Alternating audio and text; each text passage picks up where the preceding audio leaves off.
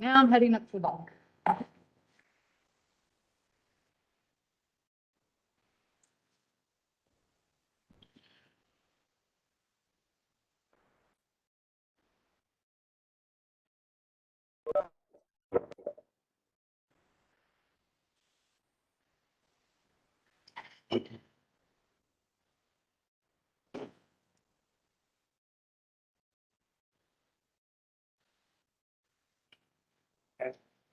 Testing. Am I still on?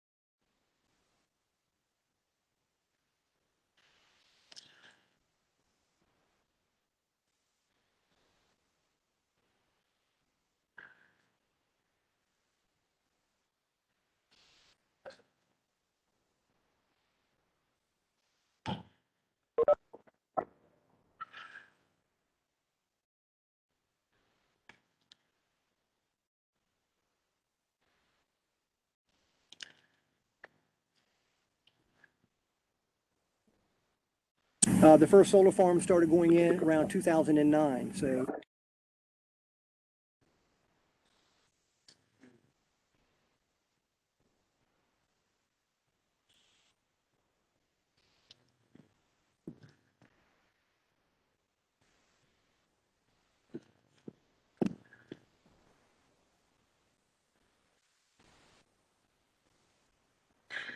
My presentation touches a little bit on not like on this ordinance, but like our solar ordinance guide used to reference like setbacks. I think it's got screening and decommissioning. Yeah. Ground cover. Is that okay? Yeah, what I just said is tonight's workshop's not invading any public body and no actions been taken. Also not able to answer specific questions about any proposed renewable energy project in Wright County. Okay. Yeah, because we already have a solar ordinance guidebook, so I just have a chart. It's like 10 counties, none of them are grant, you know, Yeah. you can show the setbacks it's been. Yeah.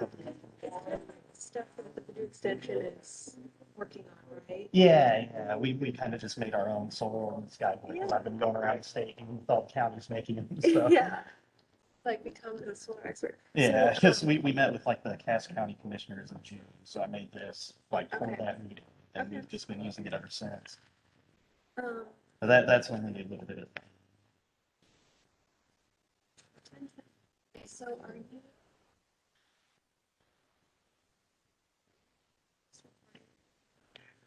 I'm not sure. I think it's just like the meeting room. I don't think it's recording. Where's Nicole? Right here. Oh, are you recording right now? Yes. Okay, or just to test it out? Yeah. Okay. How are you? Yeah, I'm on there, then I just went in my system preferences. So I think it should share with that.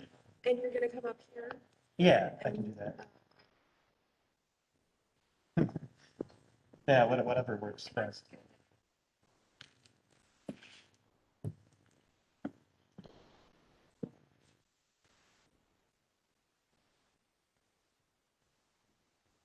Need to get up here.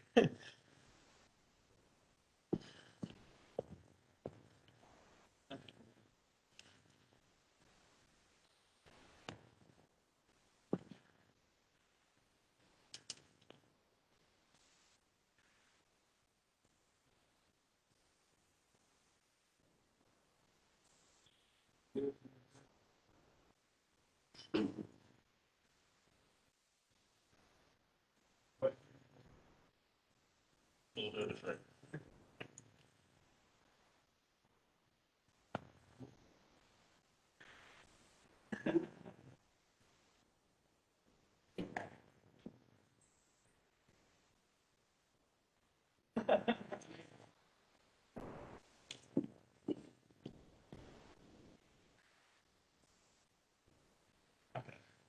They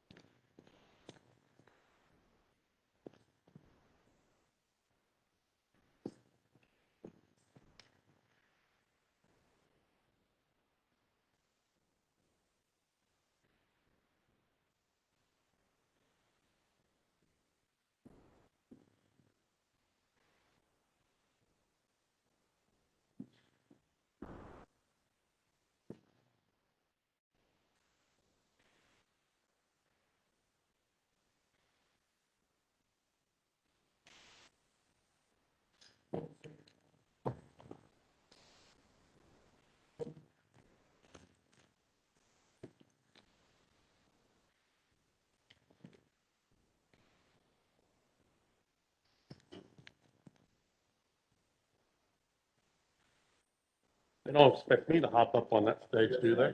I'm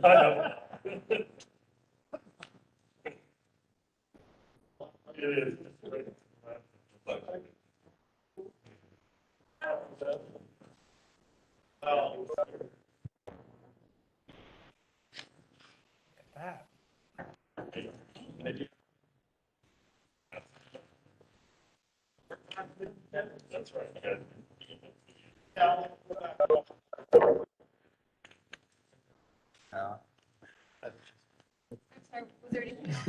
Yeah, no, okay.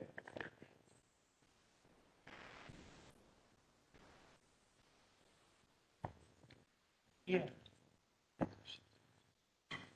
That's her forward.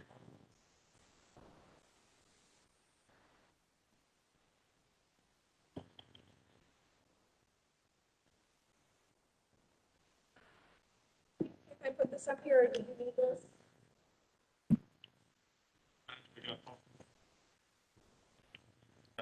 Yeah, you don't have to. Listen, Derek.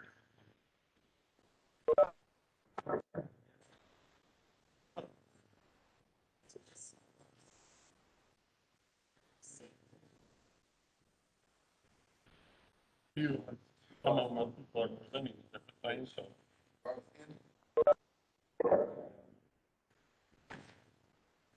My daughter was on it. She's a dancer, back, jazz. Yeah. Well,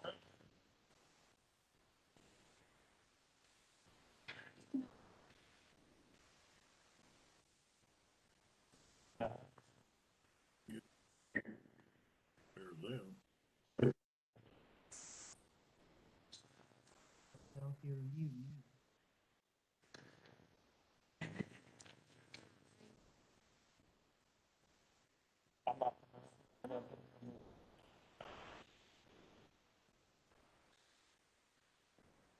Uh, yeah, I know, Derek. Well, they muted it.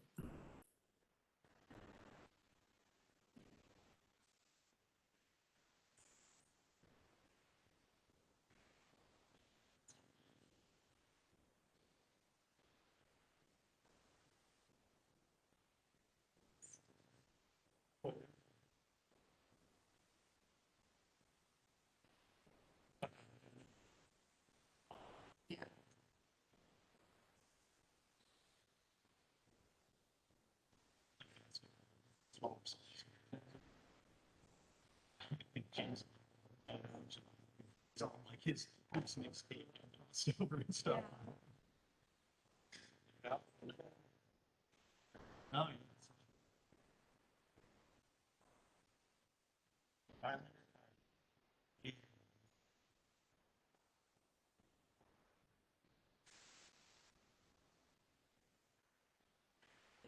Thank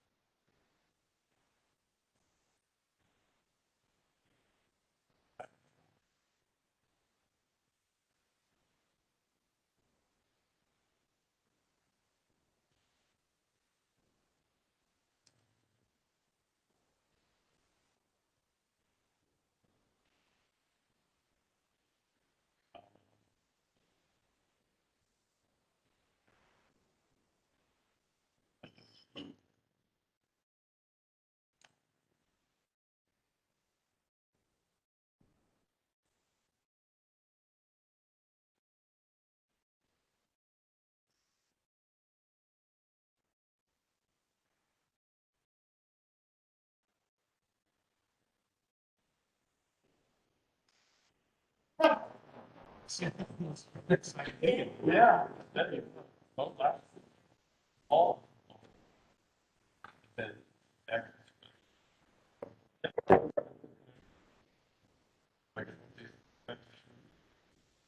Thank you.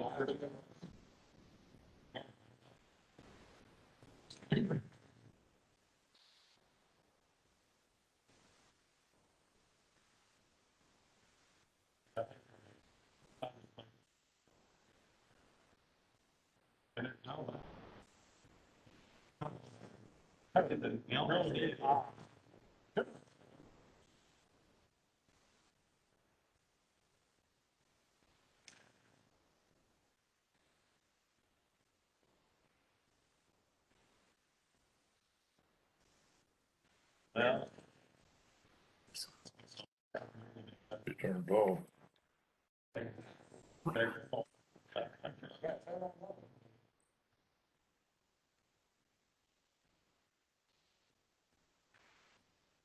Got plenty of seats, don't be afraid. Spread out, and that's probably really don't matter.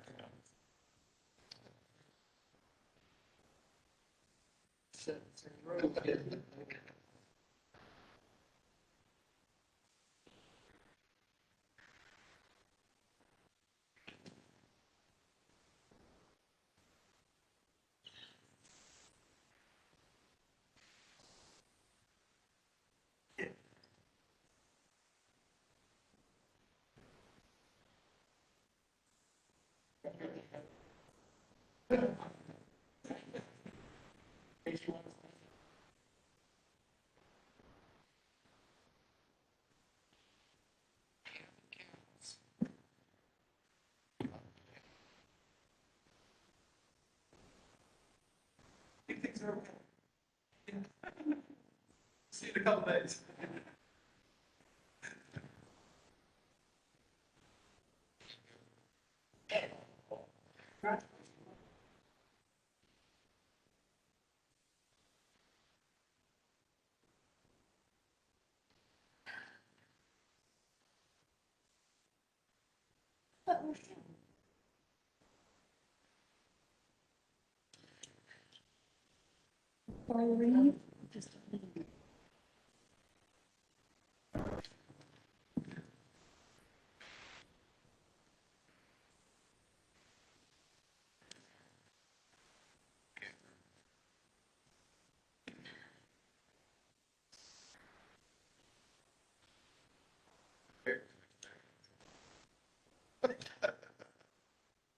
But if they didn't quote me.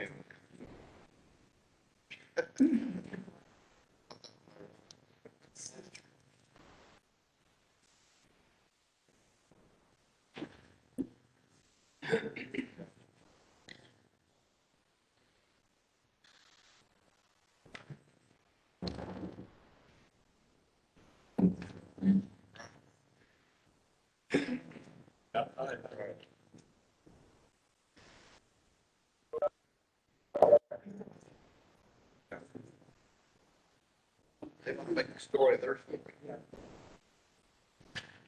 And if they, all they need is to get it. All right, we'll get started here in the next couple of minutes. If there's any other, people, have coming in and out of the parking lot, so give us about 1 or 2 minutes and get started.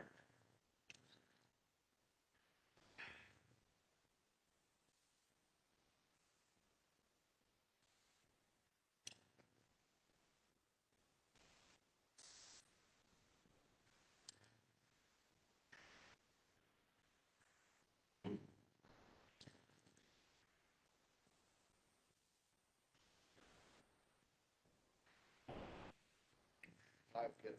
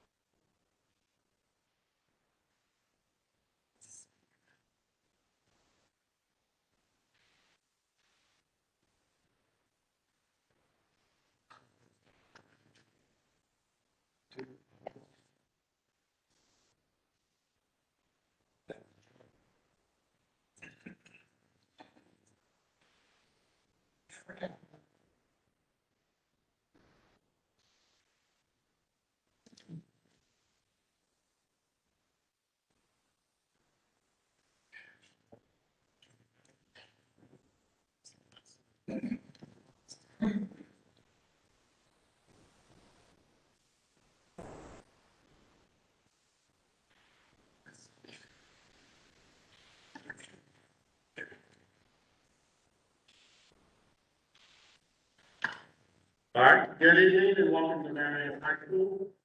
Tonight we're doing a school workshop, put on by, Center for Energy Education. Catherine will be, hosting this for us. We're basically here to find out and what could benefit to a community. Really not here to discuss anything as far as the county ordinance that's being developed. That is a different meeting. So I think capital explain what we're gonna go through here as far as today at this moment.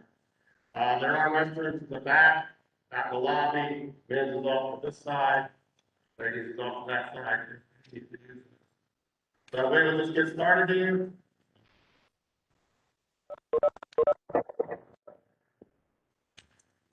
Thank you. Good evening. Thank you for that introduction, and thank you all for being here, both in person and online. Hopefully everybody can hear okay. All right, my name is Catherine Lestania. I am the Outreach Director for the Center for Energy Education in Indiana. And across the Midwest, there is a renewable energy transition place. And for some, this transition feels unexpected. And therefore, people have questions. Questions are welcome because our mission at the Center for Energy Education is to educate communities about renewable energy so they can make informed decisions that benefit their local communities.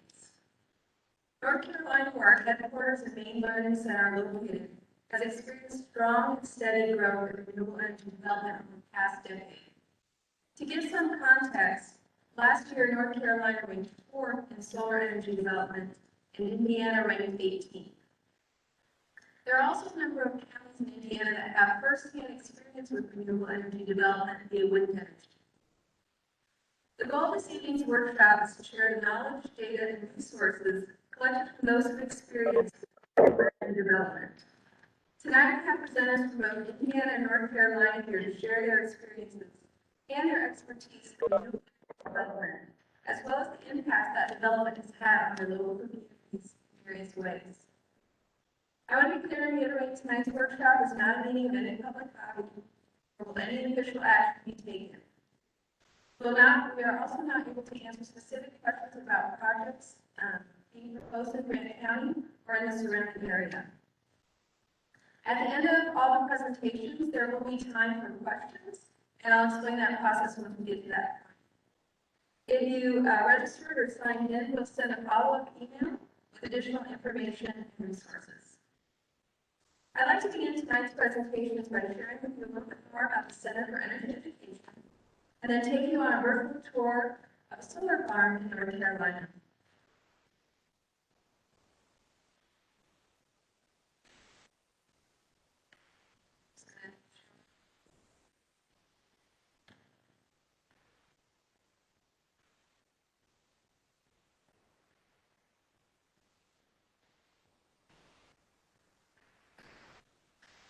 Our Renewable Energy Learning Center is a mixture of classroom facilities, educational displays, demonstration site, research facility, and training grounds for renewable energy construction and maintenance. Visitors from the local community, the state, and across the country travel to our center to experience renewable energy education. Our Learning Center is part of a 225-acre, 20-megawatt solar farm. This farm has the capacity to hold nearly 100,000 panels and powers 3,400 homes. So the center not only can educate about renewable energy, work and live next to it every day. As renewable energy development has expanded, so has our organization, and we now have offices and educational programs in Kentucky, Ohio, and Indiana. The Center for Energy Education is a nonprofit organization. Our mission is to raise awareness about renewable energy and its importance locally, regionally, and globally. As a nonprofit, we work with a variety of partners in education, business, and philanthropy to support our educational mission. There are several ways in which we work to meet our mission. They include K-12 educational programming, teacher training, workforce development, community engagement, and industry research and training. I'll explain each of these a little bit more. The Center works with schools to provide supplemental educational programming and renewable energy educational resources. Our educational programming aims to support learning in STEM disciplines through the framework of renewable energy.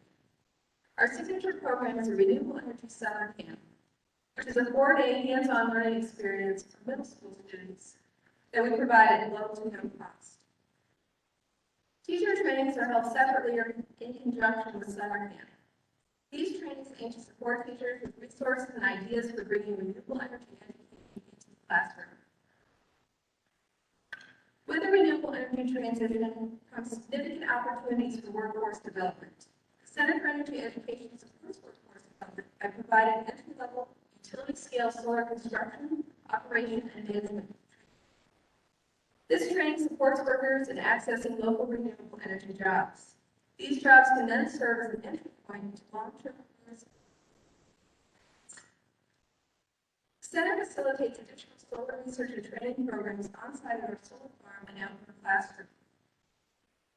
Finally, the Center for Energy Education connects with and educates communities about renewable energy, community engagement programs such as Science Workshop. The Center works hard to provide reliable and up-to-date information, resources, and access to experts in renewable energy to communities that may be experiencing development in their area. Since 2017, the Center has connected with local communities across 5 different states.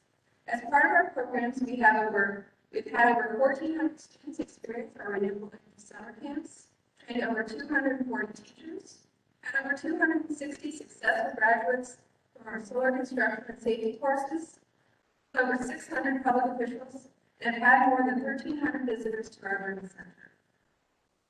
If you'd like more information about the Center for Energy Education, you can connect with us across social media or visit our website for more information and resources. I'd now like to take you on a brief tour, virtual tour, of Solar Farm in North Carolina.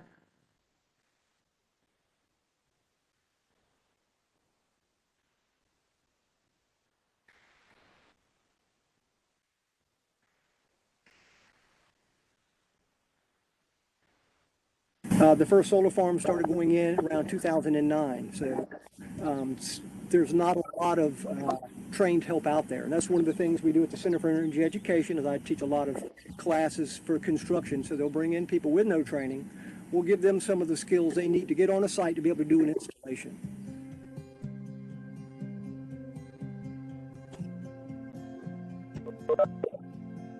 Welcome to the Center for Energy Education Virtual Solar Farm Tour. My name is Jason Bone, Department Head for Halifax Community College's Industrial Systems Technology Program.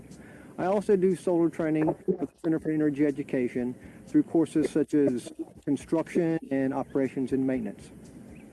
Here we are in North Carolina on a 5-megawatt solar farm.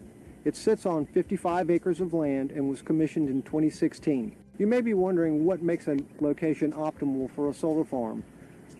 Basically the same thing that makes a piece of land optimal for farming. In fact, that's what is usually used is farmlands and stuff. But they want a large plot of land that gets sun. It's, solar. On top of the desired piece of land, shade-free. They also have to be close to a substation where they can tie into the distribution lines, which are going to be three-phase power, unlike single-phase, which is what we have in our homes. So if you see a solar farm, and you should see in some of your video today, you'll notice that there is fencing with barbed wire along the top. It has several purposes. One is to keep wildlife out. The other is to keep people out. Part of the National Electric Code says anything over 30 volts have to be non-accessible to humans, and these systems are typically at 1,000 volts DC, so it's for safety. So here we see a PV module. This is one of the most common type of PV modules you're going to find out there on a rooftop or on a utility scale system like we have here. This is a polycrystalline module. Another popular type is called a monocrystalline. Those are the two modules that dominate the industry. And what they're made out of is silicon. Silicon is the second most abundant element on Earth, other than oxygen. 25% of the Earth's crust is silicon. So it's not shouldn't be a concern. We shouldn't be afraid of silicon. This would not work if it wasn't for silicon. These phones are full of it. That's how it makes all the chips inside of them work. That's what they're made out of. In fact, this is very much made exactly like those chips are made. It's what we call a p-n junction, and that's exactly what the chips in your phone, in your computer, transistors for stereos, all of these things. Any device in your home that you plug into the wall, for the most part, takes the AC from the grid, turns it into DC through a p-n junction. So silicon, all of our electronics are full of silicon. To see the entire system, everything that is required to generate this electricity on the solar farm, what we have to have are PV modules. A lot of folks call them solar panels. That's fine. We need these modules. They harvest the sun, generate DC voltage, DC current. We send that to a combiner box to combine all these rows of modules together. Then that DC current is then sent to this inverter, which is right here behind us. This inverter turns that DC into AC electricity, sends it to a transformer, and it's pumped up onto the grid.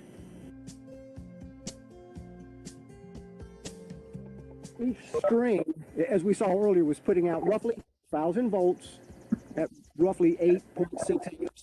Each one of these red conductors you see coming in is one string. Each one of them is roughly 1,000 volts. And it's going to depend on the time of the day, really, but and at max current, it would be 8.63 amps coming in on each of those red conductors. Then those are all connected in parallel. Voltage stays the same in parallel. At that point, the current becomes additive. The arrays on a solar farm are typically going to be oriented in all directions. For a fixed array, they're going to be facing due south to maximize their solar potential. And on a tracking system, the modules will be sitting east to west, and they will track the sun as it rises in the east in the morning and track it throughout the day as it sets in the west. One of the big concerns with solar farm design is inter-row spacing.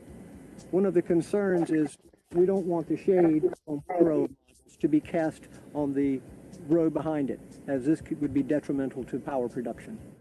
As far as a fixed array system, there are no trackers, so there are no motors running. The systems are pretty much dead quiet.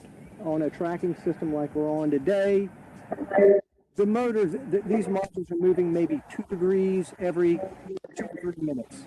The motors will cut on for 15 seconds and then they're off.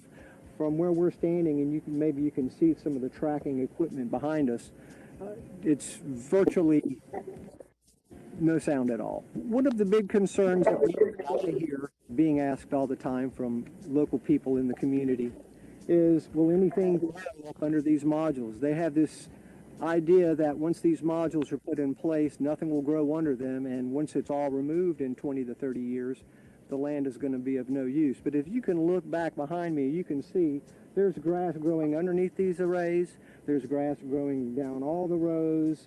There's zero concern as far as the environmental concern of vegetative growth You know, they have to come out here and cut this grass because of that. Is glare a concern? That's another big question we get asked. Well, if you think about the job of the PV module or the solar module, its job is not to reflect the sunlight, but to harvest the sunlight. So the reflectivity of these PV modules is just a little bit higher than the reflectivity of the asphalt that's making up our roads.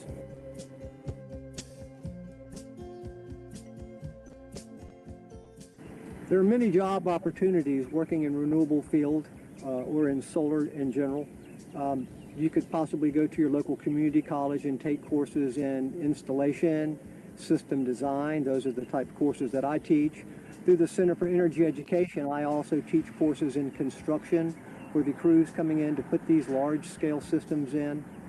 I've also done some training for the operation and maintenance for the personnel who come out and maintain these systems. They address any downtime. There are many other job opportunities in the solar industry. They need accountants with special skills. They need lawyers with special skills to create these deals. They need IT personnel. All this equipment is networked, and all the data, how much power is being produced, how bright is the sun today, what is the temperature of these modules, what is the wind speed, and what is the local ambient temperature. All this data is being sent to a data center where analysts are now analyzing this data, determining how much power should be being produced, and then that can be checked against how much data actually is being produced, and from that they can determine whether or not there is a concern.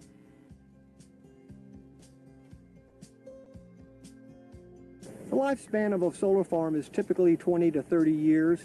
That's the modules all have a 20-year warranty on them. Most of the inverters have a 15 to 20-year warranty on them. Most of the deals are made for 20 to 30 years. Another big question is what happens when it's all done? 25 years later, the lease is up on this piece of land. Are they just going to drive away and leave all this here? No, there is huge scrap value in this. This solar farm is 90% recyclable. Typically, at the very beginning, at the very first deal, money, that's part of the actual plan, money is put into escrow to have this system removed upon decommissioning. The hopes are at the end of that 25-year lease is that you're going to re-up the lease and they can, you know, keep on generating free power from the sun. So why should we buy into solar? You know, one option is to continue burning coal, burning natural gas, but the reality is, maybe not in our lifetime, but in our children's lifetime, that's going to go away. You know, what kind of security are we leaving them? One thing we do know is that the sun is going to rise tomorrow, and for no fuel charge whatsoever, the sun is going to hit these modules and start generating free electricity. If we're using wind turbines, the same thing is going to happen. The wind is going to blow, no charge for fuel. We're getting free electricity. If we're using hydro, once again, it's going to continue to rain, the water cycle is going to continue, the rivers are going to continue to flow, we're going to continue to have clean electricity. No fuel charges whatsoever. That's the best reason I can think of to buy into solar. We don't have a fuel charge. We can build a coal plant, we can build a solar farm. Once the coal plant is built, every day we have to have a train using diesel fuel deliver coal so the coal can be burnt, emitting CO2 into the atmosphere so that we can make electricity. Or we can build a solar farm. Once the solar farm is built, it just sits here. We don't have to use any trucks to deliver any fuel. Every single day, the sun's going to rise, the sun's going to shine on these modules, and free of charge, they're going to generate electricity. Clean energy, no emissions. At the Center for Energy Education, we've trained over 200 men and women for jobs in the solar industry, performing construction, building solar farms, much like you've seen today, and also performing operations and maintenance on these systems. Stay in touch with us at centerforee.org.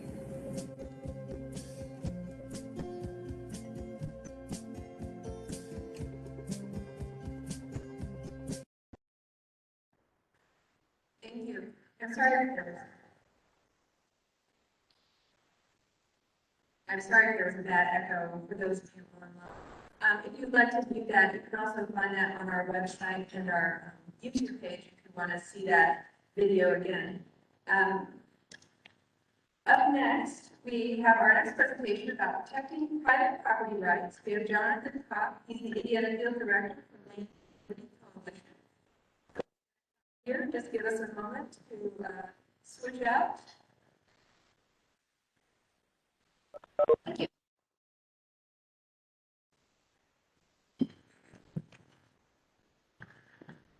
Hello, everyone. My name is Jonathan Cobb, and I'm the Field Operations Director of the Indiana Land and Liberty Coalition.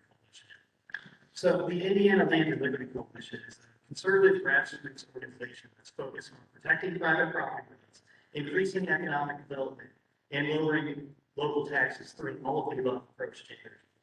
So that means we support not only solar, but also every single energy source you can think of: nuclear, hydroelectric, coal, gas, natural gas, anything that can help produce energy, power Indiana, and help local economies across the state.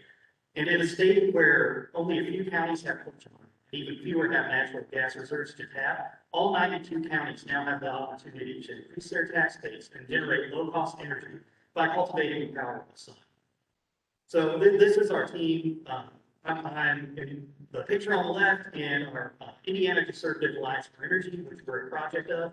The director is Casey Crane, and Rick Davis is our field representative for the Indiana Land and Liberty Coalition. He would have been here today with me on stage, but he's about to become an uncle, so he's with his sister at the hospital. There's many reasons why we support development across the state, various products of development. Sorry. Yeah, sorry, I thought I missed the screen. So technological advancement over the last decade is the real reason why solar development has springboarded across the state just in the last couple of years. So I originally started with the Land and Liberty Coalition 3 years ago, and 3 years ago, there were no solar farms in Indiana. We weren't even really working on any projects in the state here. But in the last decade, solar development costs have dropped over 90%, and the efficiency of the panel has increased dramatically. So originally, solar panels were stationary, they were just driven into the ground, they didn't track the sun, and you had to face them to the west when the sun was rising. But now these modern panels are bifacial, they track the sun, and they can collect all different types of rays from the sun, even on cloud days, whether that's reflecting off the clouds or reflecting off the ground for the double-sided panel. And the big reason a lot of counties across the state are considering solar development right now is they help circumvent the property tax caps that are proposed, that they're implemented at the state level in every single county in the state. So in Indiana, right now, the local property taxes are capped at 1% on residential property, 2% on farmland, and 3% on all other property. So all crops be grown, you can only get 2% for the county coffers through taxes. But with solar farms, you can circumvent this in multiple different ways. So solar farms are taxed as utilities, allowing the county to collect millions more in taxes from development rather than from the county residents, which decreases the tax burden for everyone in the county. And properly crafted economic development agreements can provide counties with millions of dollars unearmarked that can be used however the county sees fit. So we've seen a few projects that have gotten abatements with the economic development agreements. And instead of just the county government giving money, people don't know where it's going, and it has to go into certain things.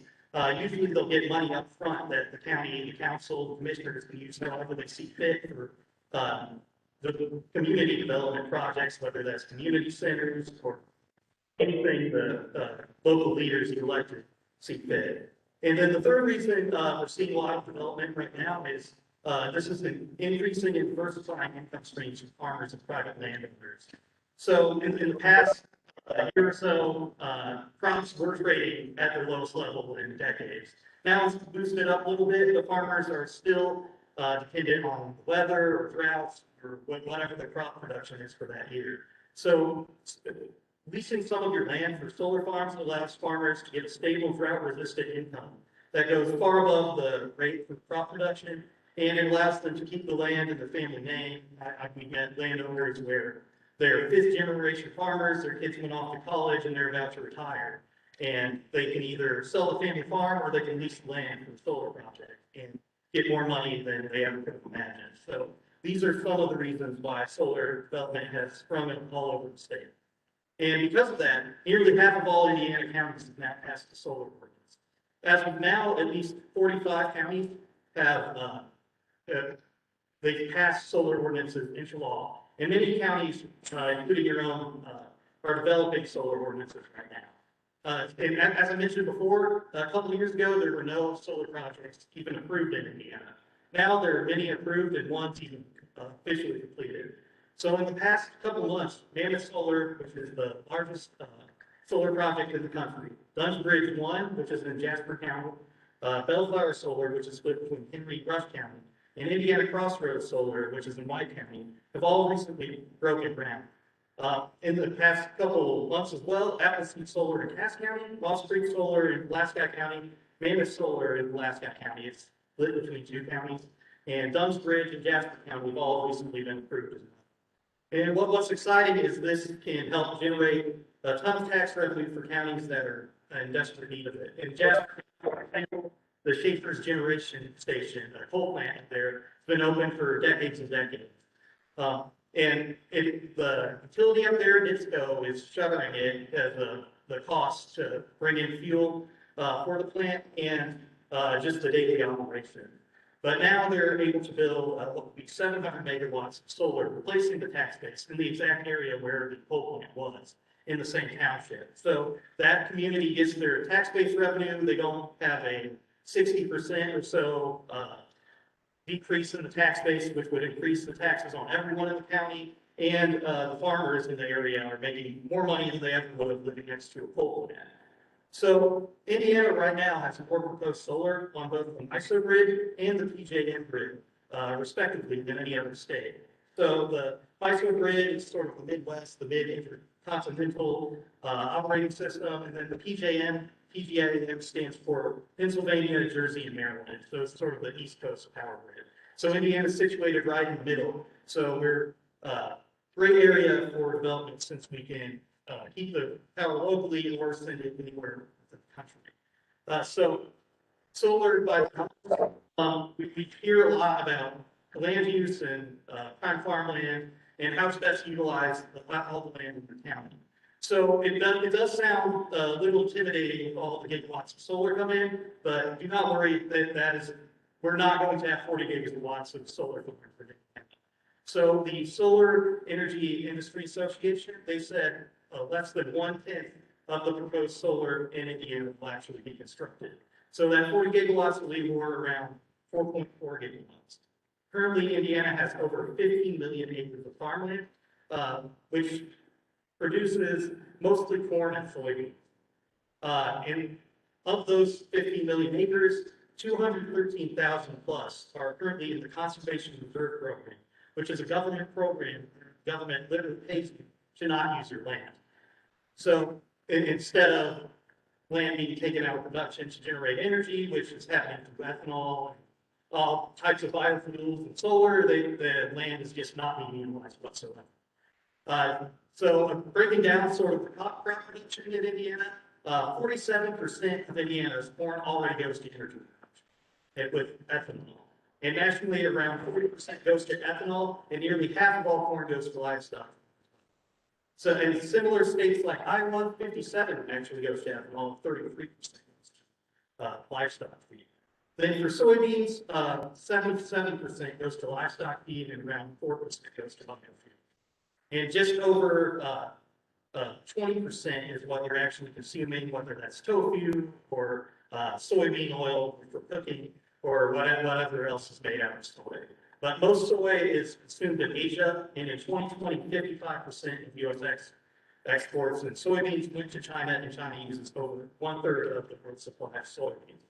So in conclusion, even if every single solar project built today, which won't happen, around 1/10 of them will happen, solar development would only utilize 1 to 2% of Indiana's total acreage. And the total acreage would be far less than what is already taken out of production here by the Conservation Reserve Program. And even the largest possible amount of solar built in Indiana would not affect our food production whatsoever for what you're actually consuming. So a big reason the The big reason the Land and Liberty Coalition exists is the protection of private property. And this is not a Green New Deal coming to town. This, despite some of our politicians' efforts, this will not be a government program this year to take land from unwilling participants and ruin rural America. It's all private companies working with private landowners with leases, where they keep their land and are able to use it however they see fit. So these solar projects are only voluntary participants and will never use eminent domain. I would not be up here supporting these if they did use eminent domain. The solar projects, as I mentioned earlier, offer the farmers an opportunity to diversify their revenue with drought-resistant income and get more money than the market rate for crops. And we believe, as I mentioned earlier, that farmers and all landowners should be allowed to use their land however they see fit, whether that's growing crops for food or energy production or generating energy via renewables or fossil fuels. So the key to developing a quality solar ordinance that protects both project participants and non-participants alike is finding common ground where officials can preserve landowners' rights, protect concerned citizens, and pave the way for economic development. Now, I'm not here to discuss the local ordinance at all. That's up to your officials and you. But I'm here to say what we've seen across the state and how other counties across the state are avoiding unintended consequences with very clear language. So the Indiana Land and Liberty Coalition uses a solar ordinance guidebook we created where we aggregated the 4 key categories we've seen areas of differences in counties, setbacks, ground covering, screening, and decommissioning across 10 Indiana counties that already have solar ordinance, and a few of these already have solar projects. So this is a bit of what we cover. I'll reference back to this, but you can see from here, there's various different setbacks. Some counties like St. Joseph's, they don't even have setbacks. They just go like, if you can build a barn, then you can build a solar project from there. And other counties such as Shelby County and I think Franklin County have around 650, 660 foot setbacks for primary structures. So that's just setbacks. But as I said, we aggregated all of this for the 4 areas of divergence, and each ordinance has very different regulations, but none of these ban solar entirely. So it may seem like you want to put mild setbacks or what have you, but no, we've not seen any county go through with banning with solar with any ordinance. And so some of these have actually made whatever projects would come to town much bigger than actually necessary. So again, I want to reiterate our purpose here is to find common ground where it preserves landowner rights, protects concerned citizens, and paves the way for economic development for the community. So first 2 I'm going to touch on are setbacks and ground cover or screening. The screening is vital for protection for private property rights, along with the setbacks. But with setbacks, it's not like wind development at all, where you can keep pushing it back and essentially ban it. What happens is with solar, the more you extend the setbacks beyond a certain point, the more you increase the size of the project overall. So what we found is around 600 foot setbacks can actually double the necessary acres for solar projects to meet the demands of their power purchase agreement, which is how the projects are constructed. Basically, the utilities have a set amount of megawatts they want from a project, and the project has to deliver that amount of megawatts. It's not a set amount of acres for projects, it's the megawatts. So the more room you put between panels, between properties, the more land you're going to create being taken up by creating all these dead space. So like you can put 1,000, they won't kill a project, it will just increase the amount of land needed to actually produce the power for the project. So what we do, we believe is screening is a much more effective way to protect the property rights of both participants and non-participants and reduce the amount of land required for these. The last thing anyone wants is to use more land than necessary. So we think these effective ordinances that we've seen have really used, I would say minimal but reasonable setbacks and high quality screening. So for example, we'll hear, we're not an environmental organization, we'll hear about property rights and everything. We'll see some groups promote St. Joseph's County ordinance. It has minimum setbacks possible for this and no screening whatsoever. So we don't suggest that. We believe there should be screening in the ordinance, and that is a great way to protect. But some counties like Shelby County, they don't have very good screening, but they put in a bunch of setback, I believe 660 feet. But the other counties on this list, they went somewhere between 50 to usually around 300 setbacks. And they provided quality screening for their county and their non-participants. So we believe this is a happy medium where you're protecting the private property rights of the landowner to use their land how they see fit, but you're also protecting non-participants from seeing the project that they don't want to live next to. Then for ground cover, we think this is an extremely important part of every ordinance to allow farmland to regenerate while laying fallow. But extreme pollinator mandates can also increase the size and cost of projects, which means less money for the county, less money to farmers, which is the last thing any of us. So, and it also can restrict landowners' rights to use their land for grazing sheep, for agrovoltaics, which is growing crops under. You can grow melons, tomatoes, and all kinds of different stuff under this camp. So we've seen some ordinances, particularly St. Joseph's County again, but a few others that are near the line where if you use specific language, it can cost up to $500,000 per 100 acres for the pollinators if they're mandated native. And the St. Joseph one in particular, they require 2 feet of pollinator coverage for every acre, or for every foot of solar. So that would essentially double the size of the project. So it's important not to, while putting in these regulations, have the unintended consequence of expanding the size of the project when most developers we've seen come in and automatically offer pollinators or sheep grazing or whatever the landowner for their land. And then decommissioning, we've seen a lot of that vary a lot by county too, and that's where we get a lot of questions. So how that works is the companies usually have to provide a bond. The best ordinances we've seen require a surety and performance bond.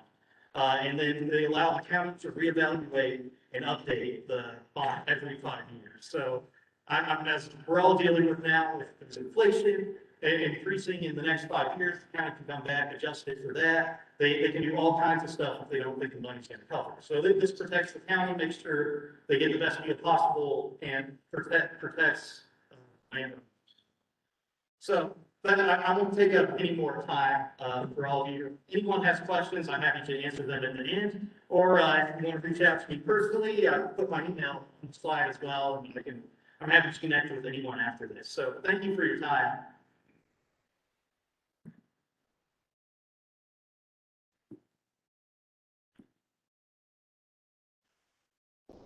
So, there we go. Thank you, Jonathan. Really want to about ordinances there. Our next presenter is Connie Nininger. She's an economic development consultant with CN Consulting. She's going to be joining us via WebEx, so we're trying to switch over.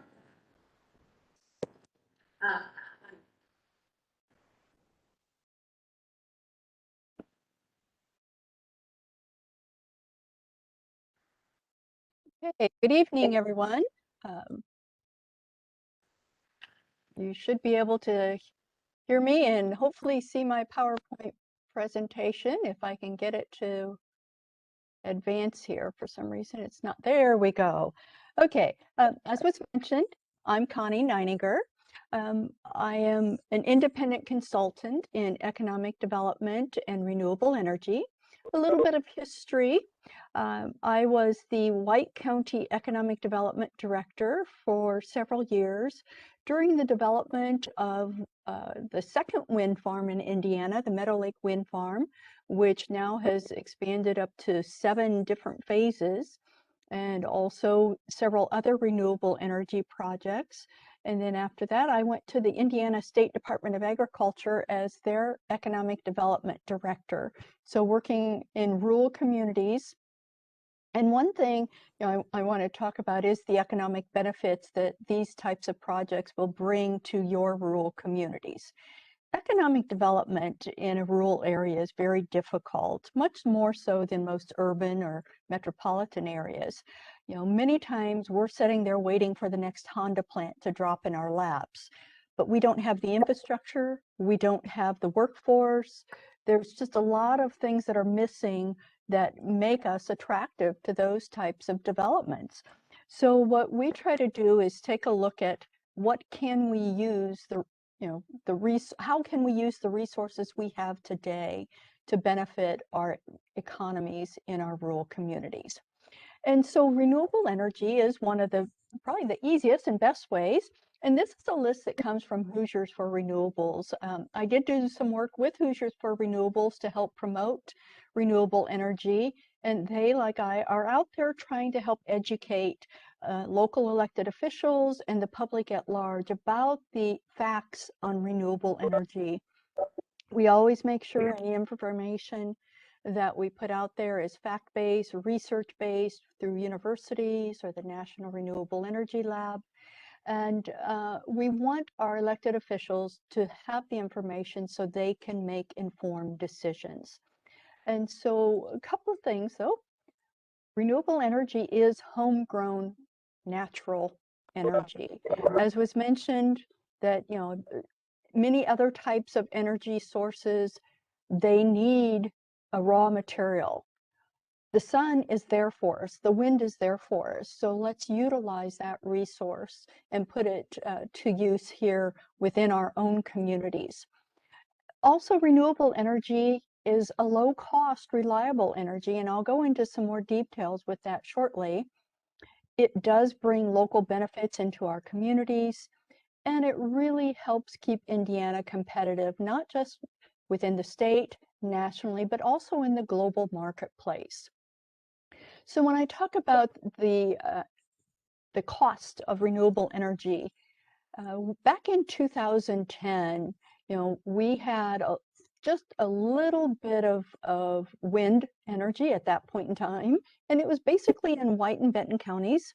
Most of our energy was coming from coal. Over 82% was from coal. And we didn't have any solar then. Well, if we move up to 2019, we see that wind has now jumped up to 5.5% and still increasing, and solar is now on the rise. But coal has dropped less than 54% of our total energy production today here in Indiana. And that's interesting because a lot of people are saying, well, they're blaming renewable energy for this change. This change has been happening for some time because more and more people are looking at the environment and how to sustain our communities. And so this is not something new. This shift in our energy production has been changing. And so today, if we take a look at the map, and this is actually, they're in the process of updating this map, but if all of these projects were to come online today, we would be able to power over 675,000 homes right here in Indiana. So that's a huge benefit that we can talk about locally grown energy. And so when we do talk about the cost of renewable energy, again, back to 2009, wind and solar were the most expensive forms of energy production. And at that time, even then coal came next and gas was the least expensive. But if you move up to today's time, 2019, this was a study done by Dr. Michael Hicks at Ball State for Hoosiers for Renewables. We see that that has flipped completely. So now we have coal being the most expensive form of energy production and wind and solar tying for the lowest cost with gas right there in the middle. And so the economics of these projects are really driving this change. And it's happening not just here in Indiana, but across the globe. And there's several companies here that I'm sure you recognize, McDonald's, Ball Corp, Walmart, Google. They are all wanting renewable, clean power. And so because of that demand, we may have companies looking in our rural communities for a new site, but if we don't have renewable energy in close proximity, they will mark us off the list before we even knew we were on the list.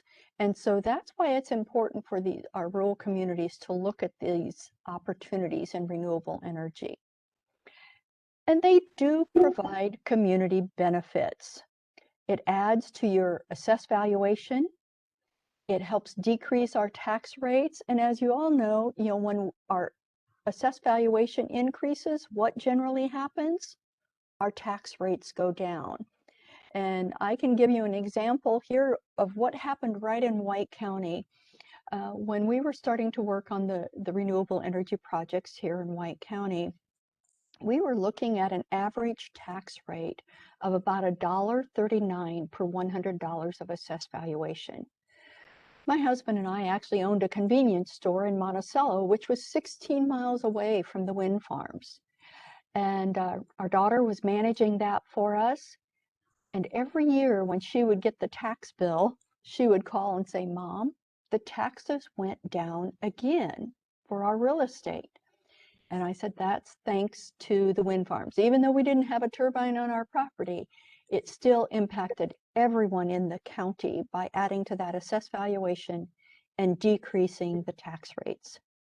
It allows these communities to make infrastructure improvements, provide enhanced community services, and it does give us economic development opportunities because of these renewable energy projects, whether it's wind, solar, or even biomass. So there's a lot of comments about, my goodness, these projects are taking up all of the farmland. And it was mentioned that, people are saying you're taking away our food. Well, as we've heard, not all of what we grow and raise here, especially the crops, are going into our food immediately. And it does get into the supply chain. A lot of it is over 40% is going into the ethanol industry today. But most of the projects that are out there today will be taking up less than 2% of that county's farmland. And so if you're looking, here's an example in Posey County of a $264 million capital investment for a solar project. On less than 2% of the farmland, it's bringing in $35 million worth of benefits to that community. And so if you were to take a look at a 1 acre farm, 1 acre of farmland today, you might be receiving a couple of $100 in tax revenue from that 1 acre. But if you end up putting a solar project in there, that same 1 acre could bring in thousands and even tens of thousands of dollars into your community. And so that's a huge benefit for us. And then, as I mentioned, the assessed valuation. Here's an example of Henry County. In the last 5 years, Henry County's assessed valuation has dropped more than $57 million. And so if you were to add a $264 million solar project into this community, that would help change that trend. And so those are the things that our local elected officials need to look at when they consider these projects. And then here's an actual example from Benton County. Benton County was actually the first county in Indiana to have wind farms. And I will have to say, I was very glad they were first and White County was second, because they were able to help us along the way. And that's really what I'm trying to do here through this process. I was there through the development of the wind farms, and now I want to share those experiences with other counties so you can make it better and make it work for your communities. I'm not here to say you need to do it this way or you need to do it that way.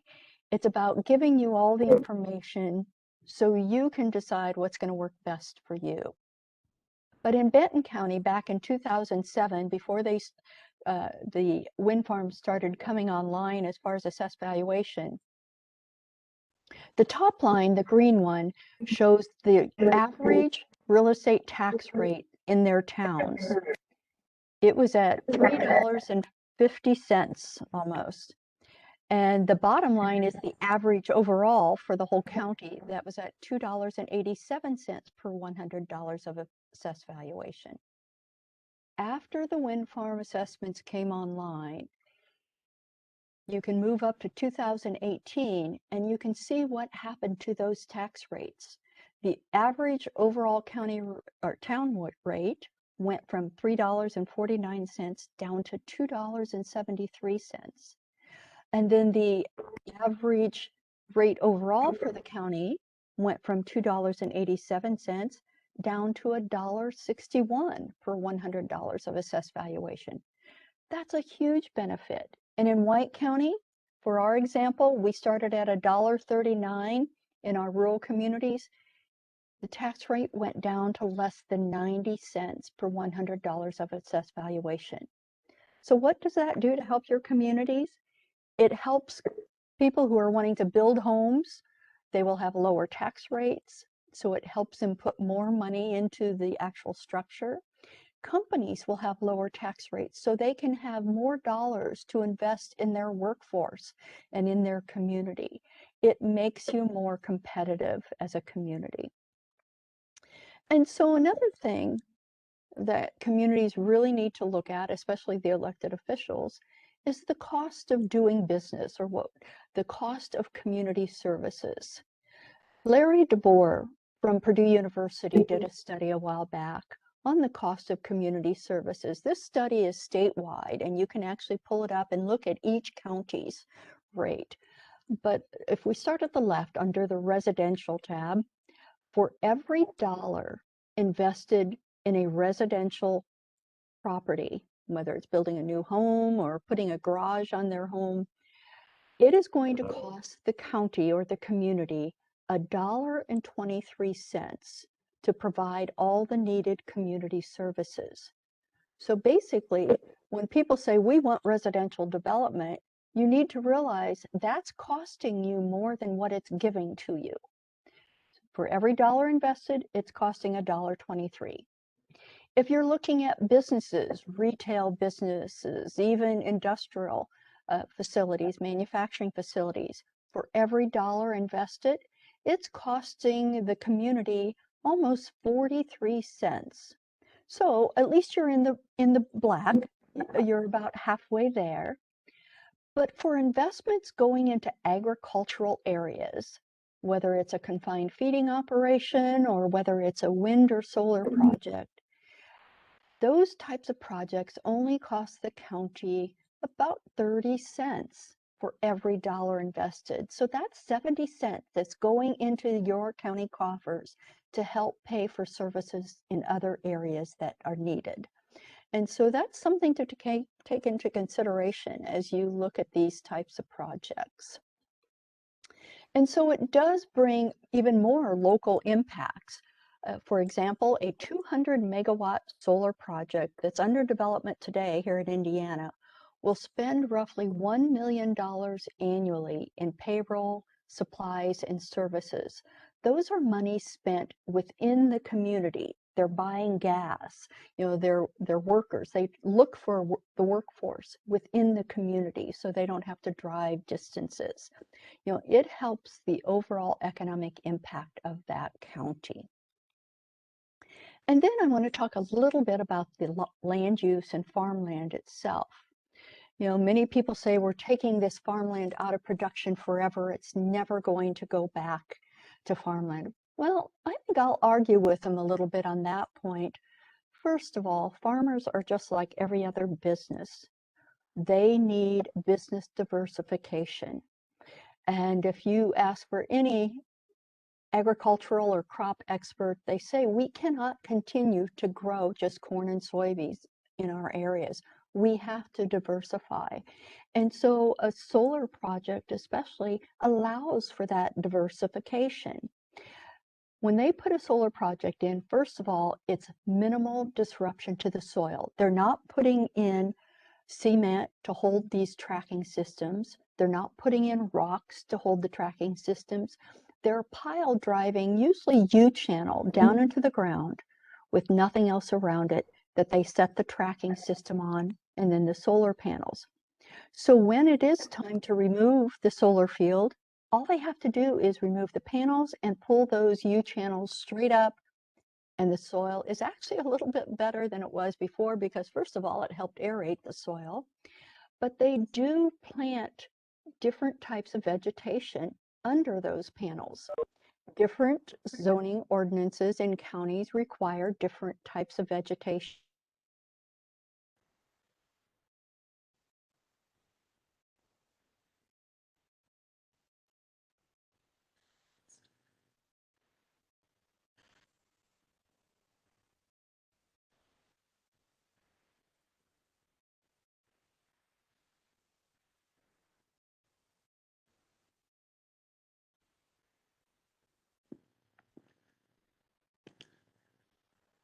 I don't know if Connie can hear me, but we lost your audio.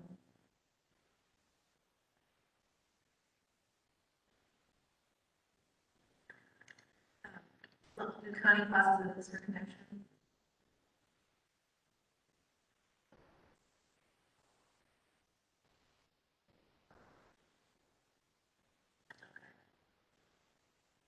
All right, give a moment here, see if Connie comes back online. The challenges of for the internet and not always having really good broadband in different areas of the county, as you probably know. So, we'll give a moment here for Connie to come back on.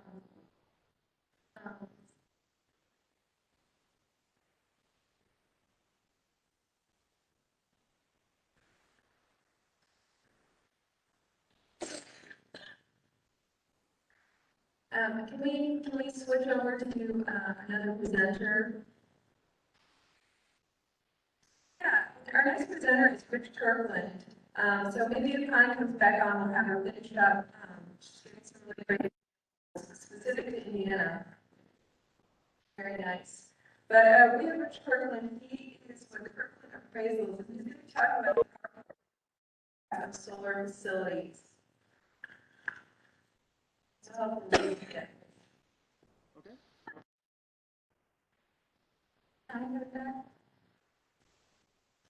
All right, well, good evening. Again, my name's Rich Kirkland. I'm a state certified. Hello? Yeah, I think they switched over to Rich Kirkland now. Okay. I'm really not sure what happened, Connie. It was weird. You're doing fine, and then yeah. Okay, do we want to go back to Connie and let her finish up? Is that okay?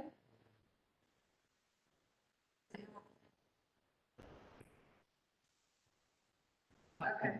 I don't know if you can hear me, Connie. We're going to go ahead and switch to Rich, and then we're going to get back to the, after Rich is done, we'll do that. Okay, sorry, go ahead and proceed, Rich. Okay. Again, hi, my name's Rich Kirkland. I'm a state certified general appraiser. I'm based in North Carolina, but I'm also certified in Indiana and about 6 or so other states. I've been looking at solar farms and impacts on property values for about 13, 14 years now. In that time, I've looked at over 850 solar farms in about 20 different states. In that time, really, we've been trying to address property value impacts and determine whether or not we can find any impacts on adjoining property values, and just really looking at where solar farms are located and what the adjoining uses, and really capture where they are and what they're doing. Again, the first thing you have to do when you're asking the question about whether there's an impact on property values, you have to make sure you're answering the correct question. Because I do impact analysis for a lot of different things, not just solar farms. I've looked at rock quarries, schools, churches, soccer fields. There's a wide range of different things that people have concerns about. But the question is not necessarily would I rather have what's currently there versus the solar farm. The question is what are all the other uses the property currently is approved and can be used for without needing a special use permit, which typically in these areas includes significant residential development, agricultural business, and a lot of other similar uses. There's a lot of permitted uses that are significantly different than row crops that are already permitted. And that's part of the category of things that could already go next to it. So that's what we're really looking at. When you're looking at these impacts, you're always looking for what's called externalities. Externalities are essentially the things that essentially come off your property, any given property, and has an impact on the properties around it.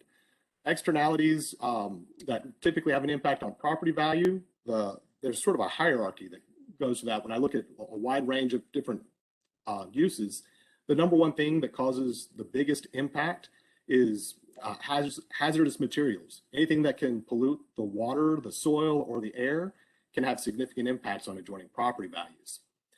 The next category down, you go and you look at odors and things like that. Things like poultry farms, wastewater treatment plants, solid waste facilities can have impacts like that. And again, next category coming down, you're going to go to noise, things that really disturb the peace and quiet of the area. Things like that would be airports, railroads, some heavy industries, uses of that nature. I've done some outdoor concert venues that have also had those concerns. After that, you come down to things that you're getting smaller and smaller potential impacts. You start looking at stigma. Things typically is more in the realm of adult establishments. And after that, you have traffic, which is, it's really very site specific and determined normally by a traffic engineer. And finally, the smallest category that we find is appearance.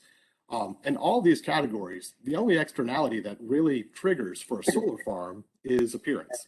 There's no hazardous material that gets into the air, water, or soils related to the operation of a solar farm or solar fields. There's no odor associated with it. There's no noise. The traffic coming off of these operations is significantly less than what residential development of that property would have. And again, stigma, there's typically not a stigma associated with solar farms that I've ever identified or heard of. There is a certain amount of NIMBY that comes up with it, but generally what you hear when you talk to people is, oh, we like solar. We're for solar, but maybe not in my backyard.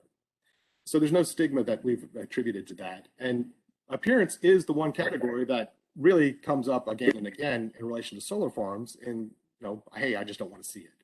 And that follows through into the analysis that we've done. We have done a series of what's called matched pair analysis. It's also called paired sales analysis, where you look at homes and farms that have sold next to existing solar fields. We've been looking at this again for over a decade, and we've been tracking sales, just going back to solar farms we've looked at before, and over time, properties and homes have been selling. And we compare those home sales to similar properties nearby that are not next to a solar farm to see if we can isolate and find any impacts associated with those sales and associated with the solar farm. We currently have roughly 100 or so matched pairs that we've identified looking at different homes, and we've really focused on looking at homes over the fields. And I'll explain that in a little bit, but homes typically are the easiest way to track if there's any impact on property values. They're more fungible and they're more easy to compare one to another. We've found a wide range of impacts. We look at these and we see a wide set of data that comes out of these 100 sales. We see impacts ranging from a negative 10% impact on adjoining property values all the way up to a plus 10% impact, meaning it enhances value next to it.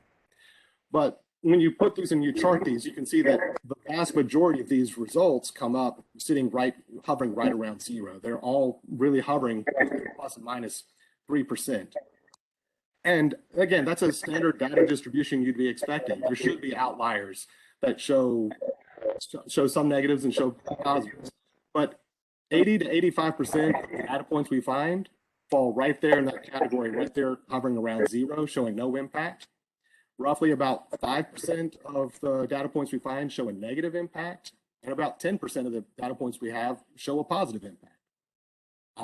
So we've really been concluding that based on the data involved, we are finding no impact on property values. And when we're coming up with it, we should also really talk about some of the measurements we're looking at when we're looking at these adjoining homes next to these solar fields. We're measuring how close homes are to the solar panels. We've measured homes as close as 100 feet, showing no impact on property value. And in fact, in that one case, that was a brand new home built in a new subdivision. That subdivision was built after the solar farm was built, and new homes were being built. And the most expensive home in that neighborhood was built 100 feet away from those solar panels. We found similar developments like that in multiple states where new subdivisions are being developed next to solar farms. In, say, New Jersey, we're looking at $1.6, $1.4 million homes being built 200 feet away from an existing solar farm. When I say 200 feet, that's when I measure from the closest point on the panels to the closest point on the home. So again, getting back to what we were talking about as far as finding no impact on property values, we're looking at appearance being the number one factor to consider. And what we're seeing is that enough separation, enough setbacks, coupled with landscape screening, helps to mitigate any of those appearance concerns. And that's been bearing out. When we look at these and we do these match pairs, we do the analysis, we also call and try to confirm the sales and talk to the brokers involved. And so far, we've interviewed dozens of brokers who have been involved in these sales next to homes at the solar farms. And to date, I haven't had one broker suggest that the solar panels had any impact on the sales price or the marketing. And they confirmed that what I'm finding in the data is that there are a segment of buyers out there who are very happy to buy next to solar panels and see it as a way of buying a home that's backing up to a protected, quiet neighbor. The alternative is oftentimes you're backing up either to fields that may be turned into a subdivision, or you buy a home that already backs up to houses. And again, the solar fields provide privacy and a quiet neighbor. And this is not just the findings that I'm finding. We've looked at a number of university studies that are out there. There's a study that one of the earlier ones that came out in about 2018 was a study out of Texas. It was really a study identifying where solar farms are located. And it really, unsurprisingly, found that most of them are located in rural areas with low population densities. But the second part of that study was really a survey of appraisers across the country, asking the question, what impacts have you been seeing next to solar farms? That survey came out, and it shows a pretty broad range of impacts that the appraisers identified. They show everything ranging from about a minus 30% impact to a plus 10% impact. But one of the questions they put in there is they asked the appraisers who were doing the survey, have you ever appraised anything next to a solar farm? And when they look at the results and split it based on those things, the appraisers who identified as having no experience appraising next to a solar farm, they're the ones who identified minus 30% to minus 20% impacts. The appraisers who identified having actually appraised something next to a solar farm came in with impacts running from about minus 4% to plus 10%. So there was a significant disconnect between appraisers who have experience around solar farms and those who have no experience and were essentially guessing. The conclusion of that study and the researchers was that the solar farms were having minimal to negligible impacts on property value, and that more results were suggesting positive impacts than negative. There's another study that's come out of the University of Rhode Island, and I've interviewed the lead researcher with that. That one comes up a lot because the abstract clearly identifies that they found negative impacts around solar farms studied in Massachusetts and Rhode Island. Going out to, I forget the radius, but it's a couple mile radius. However, those were in high population density areas. They found that this was an impact they discovered in these high population suburban areas. And even in their analysis, they found that in areas where the population was under 2,000 people per square mile, in what they identified as rural areas, they found no impact on property values in those areas. They even identify in the study itself that it is likely that the results of that study aren't very transferable to other states, given that the population densities in the areas being considered were significantly higher than most other areas. But they also suggested that part of that impact may have been not the solar panels themselves, but the actual fact that there's so little vacant space in those areas that the loss of that green space would have had an impact regardless.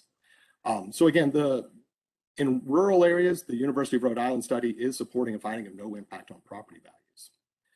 There's another study that came out of the University of Georgia that specifically was looking at agricultural land in North Carolina. And they actually found a positive relationship associated with agricultural land related to solar farms. That there was a clear indication that farmland near near the power lines were actually increasing in value after a solar farm came in. So again, the university studies are providing a pretty consistent support, coming up with very similar conclusions to what I'm finding through my matched pair analysis. So again, we've typically seen these things. Most of the solar farms we've looked at have been in very rural areas. Let's see, we've also done some surveys talking to assessors where solar farms have been very active.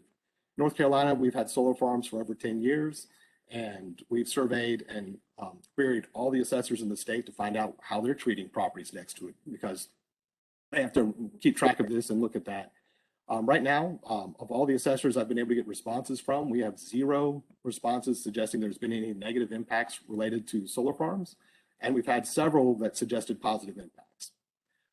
Same thing in Virginia. We've identified all the counties where they have solar activity already, and we've been speaking with those, and the assessors there again have declared all the responses we've had have been positive, saying no impacts on property value, with 1 or 2 responses saying that they saw a potential for positive, but they haven't seen any actual positive. So again, that's sort of what we've been seeing and what we've been looking at. And again, I'll be happy to answer questions later as needed.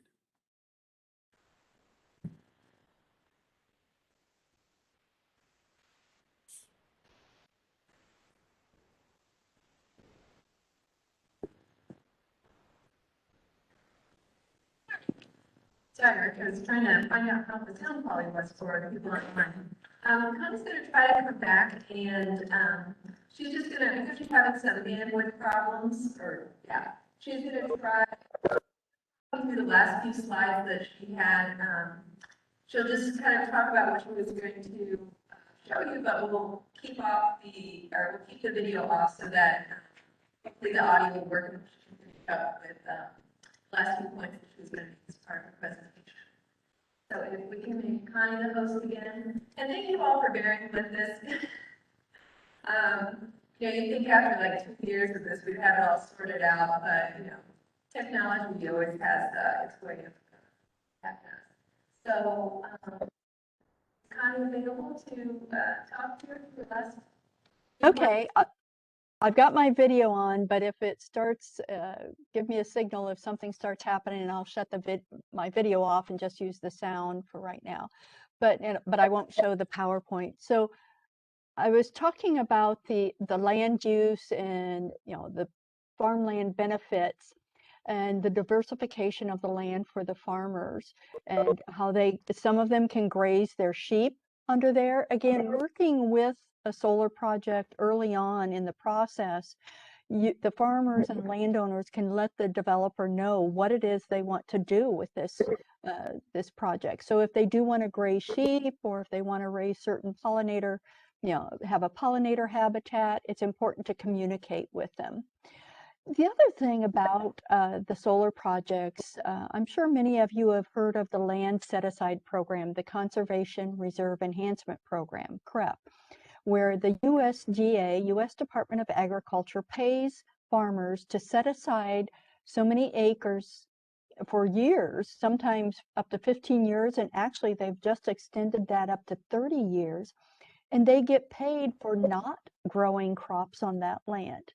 Well, a solar project is basically a CREP program, but it's not paid by our tax dollars and the federal government. It's paid by a private company. And so that's important to remember, that yes, these projects can be taken out and then they can go back to farmland. And I've had solar specialists tell me that the soil is much better after a solar project has been in there, because you're not using all the chemicals. The compaction of the soil with your equipment over it is much less, and it really does help. If there's drainage tiles, the developer is responsible for repairing any tiles, and they want to minimize the impact to wildlife also. And so it's important, again, the communication with the developer between the county officials and landowners is very important through this project. And so as you think about these things, there's a couple of examples I wanted to share. In Randolph County, they have a wind farm already in operation. They have a solar project that is still under construction, but it's already producing power. And the best part that they see is they worked with the developer on an economic development agreement. Now, almost every type of project out there has an economic development agreement, whether it's a manufacturing facility that spells out what the company is going to do and what the county is going to provide. Well, with the renewable energy projects, they can work out an economic development payment that will come into the county. Money will come to the county early on in the process. And in Wayne County, we considered that the lost opportunity. So in other words, we know once a wind farm or a solar project goes in, we're not going to have any more houses built in that area. But these dollars that can come in up front, the economic development payments, can be used to provide grants to your taxing units, your schools. They can help provide scholarships to students. They can help with infrastructure improvements. And all of this is going to, it's not going to impact negatively your tax revenue if you call it an economic development payment. And so that's where we like to come in and talk with communities about the types of agreements that you should work on with these projects. And so, for example, in Randolph County, they've got their projects already. They used $1 million to replace the bleachers at the elementary school. They resurfaced their track. They replaced their playground, upgraded their locker room, and they have a new roof and chiller on their schools. And that's all from the renewable energy projects. In also Randolph County and in Benton County, they are using some of their economic development payments to spread broadband across the county. Randolph County is using $4 million of their project funds to put broadband out there to all their residents. Benton County is actually doing a 3-county project with their funds and delivering 75% of their population will receive fiber direct to their homes. These projects wouldn't happen without the renewable energy projects. And so there's, as a county and county officials, there's 4 agreements that you should consider as you start to think about these projects. The economic development agreement, that's going to spell out what the company's going to do, how much they're going to invest, how many employees, if you're going to offer tax abatement, or what you want in return for them being there. The road use and ditch maintenance agreement, in other words, to make sure the roads are not going to be damaged. White County actually has over 60 miles of brand new heavy haul county roads, and they did not pay 1 penny out of their pockets for it. And that was because of these agreements that they worked with on the developers. A vegetation plan. And I encourage communities, don't use an example from another county and just drop it in and put your name in it. Talk with your landowners. Talk with your soil specialist about what works the best for your community and your soils. And then the 4th agreement is a decommissioning plan. Every contract a developer signs with a landowner will have a decommissioning plan that if the project no longer is producing energy, they have to remove all the components and they have a certain amount of time. In most cases, the county should also have a decommissioning plan that sort of is an umbrella over the county to help protect the landowners and make sure that the project is decommissioned to your satisfaction. And again, these are agreements where you spell out how the company is going to pay for these things, not how the county is going to pay for them. And those are very important to remember as you go through this process. And so I mentioned White County, which is where I live. We have over 7 phases, which have invested $1.2 billion in capital investment. That's billion with a B. They've received over $11 million in local government payments. And the landowners have received $50 million in landowner payments since the inception of these wind projects. And one of the things that the White County was able to do, I'm not sure how many of you have heard of Indiana Beach, but here actually in 2020, just at the beginning of the pandemic, Indiana Beach announced that they were going to shut down. They were going to close for good. The county was able to use some of their wind farm economic development funds, $3 million, to help entice a new buyer. And they actually gave that money to the buyer as an incentive to buy the beach. The beach was sold, it reopened, and it's been opened ever since. So those are things that can be done. There's flexibility in these projects and how you spend those monies. So I did want to share the Hoosiers for Renewables website. It's www.hoosiersforrenewables.com. There's a wealth of information out there. I'll be sure that Catherine and the county has my contact information if you have any questions about what we've talked about or anything that I can help refer to other sources or to provide information. I'm happy to help. And so with that, I'll turn it back over to you. Thank you. Thank you so much, Connie. And speaking of flexibility, thank you all for being flexible and you in the audience for being very patient. I know these things can sometimes be frustrating, and for you people who are viewing online, thank you for your patience as well. I also wanted to, before we get to our question and answer session, just thank each of our speakers, Jonathan, Connie, and Rich, for sharing their perspective and their experience. We really appreciate you being here this evening to do that. Whether that's here or virtually. I also want to thank Marion High School and their IT department for helping us this evening, and for Granite County and for their IT department for their assistance as well.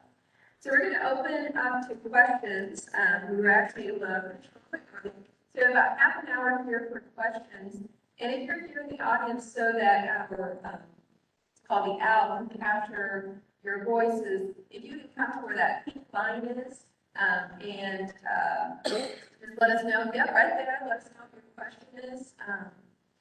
And just for time's sake, if you kind of keep it to a minute or two for your question, and then we'll see who can best answer that question for you and have them speak up. So there may be a little bit of challenge as far as the audio and doing this in person and online. So again, I appreciate your patience with that. If you're online, you can just go ahead and type your question into the chat. And either my colleague or one of our folks from Granite County can help us out in making sure that those questions are heard as well.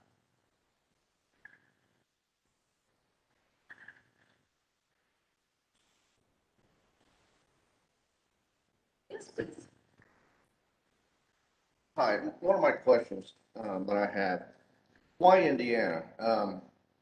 Why solar in Indiana? I get wind farm, always windy in Indiana, but I've heard statistics saying that we only have approximately 84 actual sunny days throughout the year in Indiana. And with solar, it looks like to me, I know you do capture some energy off of solar on non-sunny days, but there are other parts of the country that have a lot more sunnier days. Say, for example, Southwest and Las Vegas, wherever, Los Angeles, got a lot more days throughout the year that are sunny. So why Indiana? Why that area? This is Connie Neininger. I'll provide a short response and then let somebody else too. Yes, out west or southwest, they do have a lot more sun possibly. But first of all, these solar arrays today don't need bright, shiny sun every moment to be producing power. So it could even be overcast, just like you get sunburn when it's overcast. So they will still be receiving some of the power from the sun. But more important is our grid system. out west, they don't have the grid system to take that power to where it needs to be used. And that's one of the greatest advantages about Indiana is we actually are connected to two different grid systems, as was mentioned earlier, MISO and the PJM. So we could take the power that we produce here and use it here in Indiana and also share it in other areas that need the power. Yeah, I'll just reiterate what Connie said. She's exactly right. When the solar panels now, they're bifacial, so, like you mentioned, they can collect every ray of sunlight on the UV spectrum on both sides now, even on cloudy days. And then, as Connie mentioned, we're in the middle of the ISO grid and the PJM grid, which I mentioned in my presentation. And as the electrons get shipped across on the grid system, as Connie mentioned, Southwest, it's not as built out as it is here in the Midwest and in the crossroads of America here. So we have a lot better grid system, and the electron, as it is moved across the country, it's less powerful essentially. So the closer it's used to home, the more energy you're actually going to need on the grid. So if we're in Cass County, for example, where they just approved a solar farm, that will be used in the local area. We're not sure exactly yet where it will go, but as it's put onto the grid, it will be to the closest area possible to get the best use out of it. So right now, Indiana is buying a lot of renewable energy, and it's getting transported in from the Dakotas. And as it travels, we're getting less of the energy. So if we can produce more homegrown energy here, we're going to produce more that we can put directly onto the grid, give Hoosiers more power, and then also develop the communities through the tax-based generation. One thing I'd like to maybe clarify a little bit. You know, I've heard it mentioned a couple times throughout the meetings. You know, talk about farmers that's got ground that's set aside from the government programs, whether that be filter strips, waterways, but those are typically less productive acres. They're not the best quality of the ground. And that could be any parts of a county, or it could be just on a farmer's land. If he farms 2,000 acres, he might have 100 out of that 2,000 that's not high productive soils, whatever. So he may put that in a set aside. It might be a filter strip, whatever, along the creek bank. But it seems like the solar panels, the solar farms are always going on the best quality farm ground. And so I want to make sure we're not really comparing apples to apples there. I mean, you talked about how farmers are already kind of setting its ground off, but there's a reason why. And when we're talking about solar panels, it doesn't, you know, it seems like it's always the best quality dirt that I see that's being put in, especially when you talk about Northwest Indiana. That's good quality land in that area. I used to sell seed. I know that land very well. Just wanted to clarify that. I think you make some very good points there that it's not an equal comparison sometimes. But on the other side of that, you know, this is the farmer's land. And what we have been seeing across the state is farmers have been struggling. You know, just growing corn and soybeans does not always make ends meet for them. And I've had several farmers tell me that they would have lost the farm if it hadn't been for these renewable energy projects, because they could not continue to farm even their couple hundred acres because of the cost of production, cost of operation. And so this, for many of these farmers, it's a business decision. They're making this decision based on economics, and they can get more money per acre from a solar project than they can growing most crops or livestock here today. Argue that, and that's a landowner. Okay, that's a landowner whether he farms it or not. But if you're a tenant farmer, that's a whole different story, because then you're taken completely out of the picture. So if you farm 1,000 acres and most of that's rented ground, and say 300-400 acres gets taken out of your area for solar panels, what's that farmer do? Because he doesn't own that ground, and he's certainly not going to capture the benefits from that solar. So there's two sides to that story too. I agree. Yes, there is. One other quick question, and I'll sit down. Where are these panels made? What country? Who manufactures these panels? So it's made all over the world. There's actually a plant called First Solar in Ohio that manufactures it here. And I can't speak to any of the companies that are here, may or may not be Are here. they but US made or are they China? Well, I think they're made all over. A lot are made in South Asia. But I do believe in Grant County, I won't speak for local officials, but it has been floated that they would ban solar made in China forcefully. I think that's a great idea. I haven't seen that used in any other county, but I think that's an innovative idea to make sure we're using the best panels for the county. Thank you.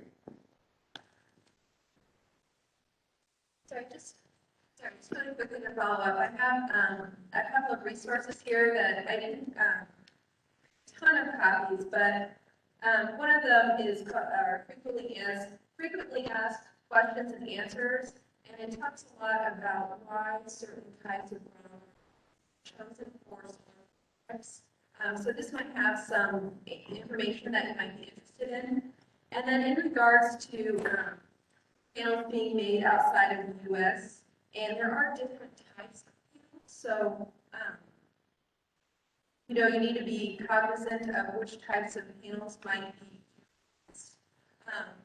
So I know a lot of times, sometimes the concern about panels has to do with their safety and concerns about environmental safety, and therefore concerns about where they're constructed and how they're constructed, which are all great questions. So another source I would like to share is this is the health and safety impacts of solar photovoltaics, and this is from NC State University.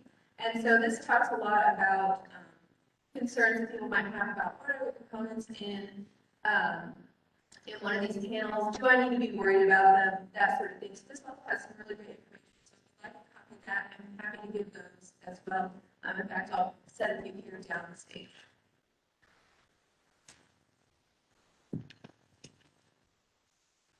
Catherine, you're a nonprofit, correct? Yes. What percentage of your donors would you say directly benefit from the development and construction of solar energy? I don't know the answer to that. I'm happy to get that for you or share with you that with you. Our executive director was going to be here this evening and she could answer that, so I apologize, but I just do not have that information with me. What natural weather events have the greatest negative impact on solar farms?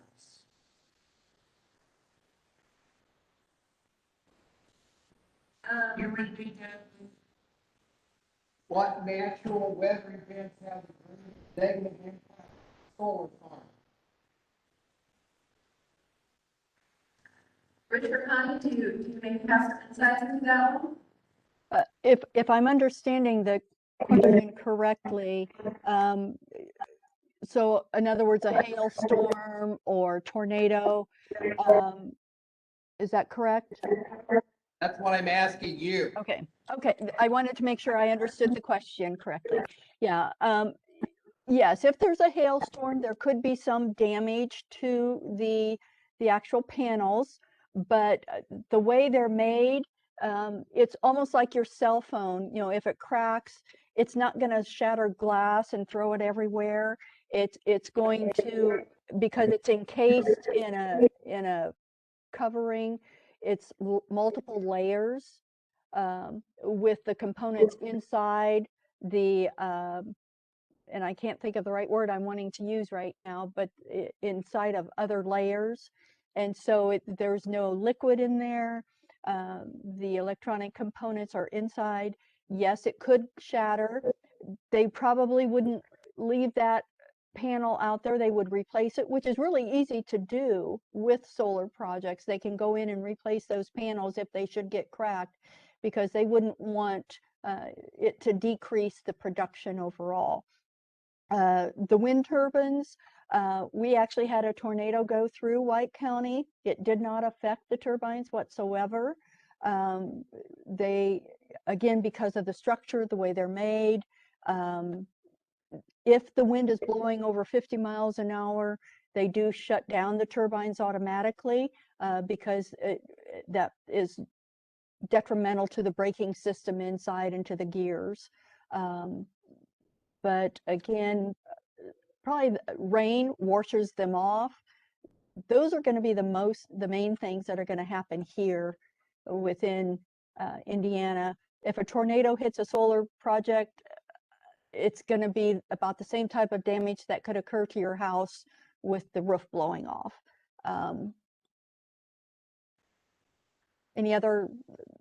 Jonathan, any other comments on that?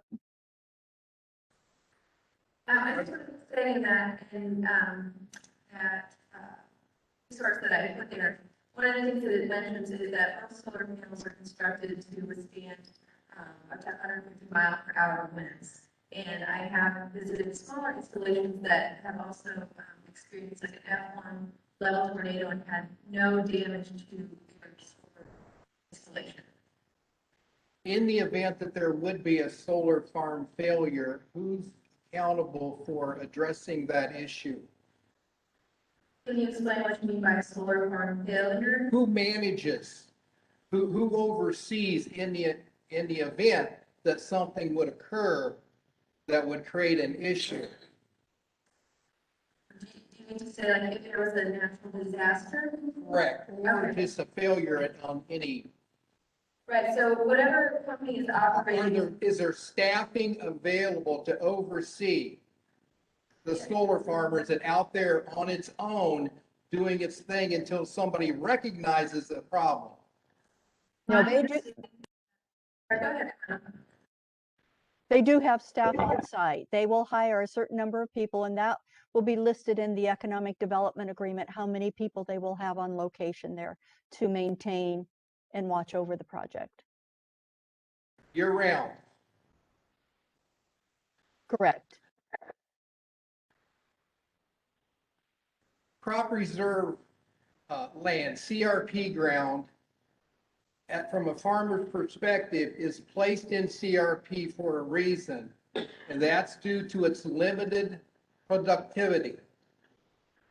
It appears that Indiana is being targeted for solar due to the fact that we have two grids going through our state. And I guess my question would be, are solar companies targeting the ground that's not as productive as the flat soils in Grant County, where that grid is going through? Or are we being targeted due to the benefit of the solar company developing the solar farms in the areas that's most beneficial for them? And why don't we have an initiative to try and get infrastructure targeted towards our less productive soils, which are CRP, that's already set aside, rather than target productive soils where we're agricultural producing? Is that on anybody's plate to try and do that?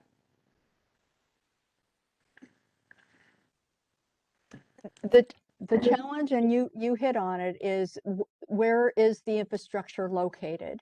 Because that's for any type of renewable energy any type of energy production, it has to be located next to the grid system, next to a substation, so they can get the power to those who need it. And so some of the challenges there is, first of all, where's the grid system? And that's what's driving the location of many of these projects. As far as, trying to kind of reverse that trend and target the areas with infrastructure so it can attract those, updating and upgrading our grid system is very costly. It costs $1 million to run 1 mile of high power lines, and that's not talking about your substation or anything else. And most utilities, if they do that, they're going to pass that cost on to us, the consumers. And so right now that isn't something that I see happening, but I think that's something that you could talk with your legislators about to see if it's feasible. Jonathan or anyone else want to comment there? Rich, if he's still online. Yeah. So to reiterate Connie's point, these projects, they aren't going out looking for productive farmland to just take up. They're looking where the interconnections are, where they can put it onto the grid most efficiently to the least cost for the ratepayer. So the thing is, like, the farmers are or the landowners are the people that are deciding this. We can argue all day about if we can put it on the CRP acres, which are going to be scattered throughout the county, and that's going to cost a lot more to make all that connect together. But the farmers, if they think they have productive farmland and they don't want it in the project, they can just say no. There's nothing the developers can do about it. So, like, I'd rather not. We can take up farmland, but as we were saying, it's going to be less than 2% of the county, or usually the projects are less than 2% of the county's total farmland, and even if all projects in the state are built, which they aren't going to be, it would be less than 2% of Indiana's farmland.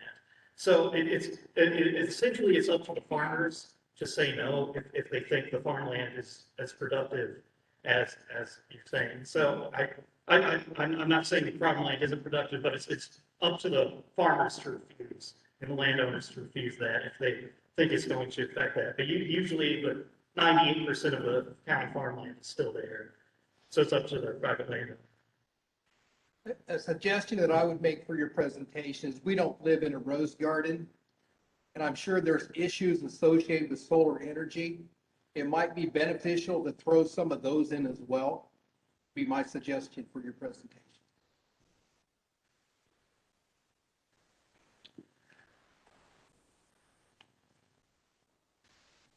And if there's any way we can follow up, I don't know if you, contact information, having them follow up.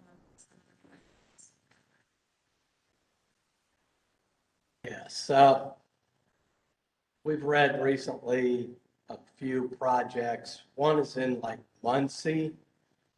They're taking an old industrial site, former GM plant, and building a solar farm on that.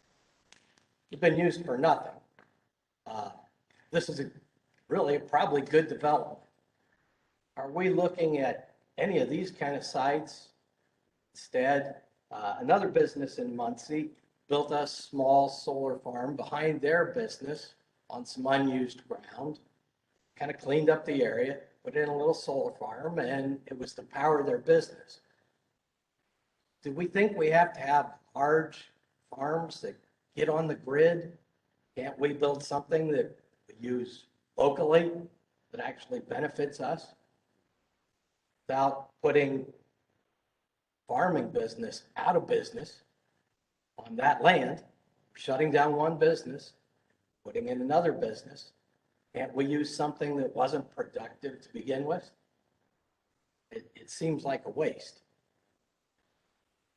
Also, I mean, farmland is zoned to agriculture, and in our comprehensive county plan, it says to protect our farmland.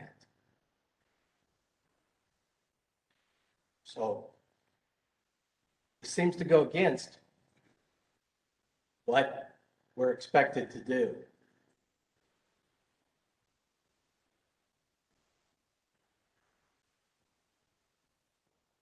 Does anybody have any comments? Yeah. Why we should do this and not do smaller projects? Why do we have to do big projects getting on the grid? Yeah, I think, first of all, I think there are some limitations as far as projects. In regards to how large you can build them, and you have to remain under 1 megawatt, it starts to change how those projects are classified. So for the larger scale projects, they are looking for, in order to build the amount of megawatts to supply into sorry, or that's being needed by the utilities. That's part of it. But I think that there are a number of different companies working at different levels on solar projects throughout the small scale or the utility scale. Regards to using the land, using farmland for utility scale solar, it really is a business decision for the farm, the landowner or the farmer to determine whether that's the kind of production they want to produce corn or beans, or do they want to produce energy? So it can be seen as an opportunity for them as well. Of course, you understand, you're talking about a utility. I'm not talking about agricultural use. That is not an agricultural use. That is electric generation. It's a utility. It's not zoned for farming, not agriculture. We do have zoning laws. This seems to run totally against it. And people who own agricultural land know what it's zoned for. It's like people who live in a residential neighborhood know it's not zoned for, say, a business. Like, can't just move diesel truck repair shop in next to somebody's home in a subdivision. It's not zoned that way. I don't know, Connie, maybe you can answer some of the questions about zoning, if you have any insights to that or not. When it comes to zoning, I mean, most of these projects, the solar projects, are going into agriculturally zoned areas. They do not have to change the zoning on those areas as long as your zoning ordinance doesn't require it. So they are still classed in most counties zoned agricultural. As far as the wind farms are different than the solar projects. On the solar projects, I know they passed, and I'm going to mess up the numbers, Senate bill, was it 1348 last year, on the assessment and how solar projects are to be assessed. They put a minimum out there. So that way, again, what you see happening with agricultural lands versus agricultural lands with solar projects on them, the assessed valuation is much greater. They've set a minimum there that helps the county and helps everybody, even the developer, understand how much is in taxes they're going to be paying.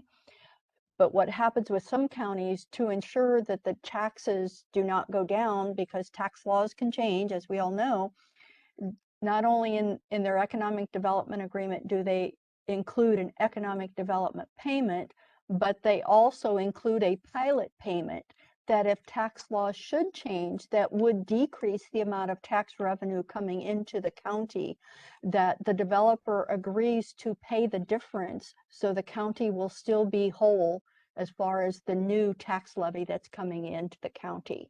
So there's agreements there that help to ensure the tax levies that are coming in meet what the county is expecting. And I know I probably didn't answer that question completely, because a lot of it is still, solar projects are still new at this point in time, but they are going into ag zoned areas, if that helps. An ordinance to do that, or you would have to have a special exception by the Board of Zoning Appeals. That would be the normal process. Some counties are doing special exceptions, some are not. White County does not require a special exception as long as a wind or solar project is going into agricultural lands. They do not require a special exception. So every county is different. And it's being driven by the landowners. I mean, White County landowners wanted these projects.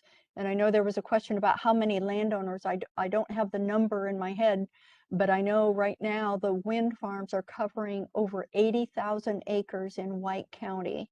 That's about 25% of the county's total land mass. And they are now in the process of approving 3 different solar projects, about 2,000 acres each, to go into the county around the wind farms.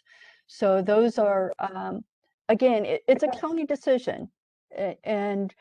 But it's a county decision based on what the landowners who own that land, you know, what their preference is. And I think that's one of the things that you have to really take into consideration as you look at your zoning ordinance and the process you're wanting to go through. And we ask our landowners the question, do you want these projects? And we were in a room, an auditorium at the high school, and it was filled, and every farmer stood up and said, yes, we want these projects.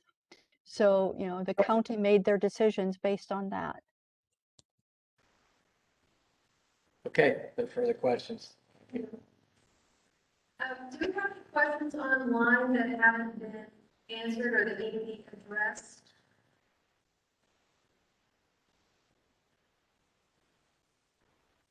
Any questions from online that we need to address?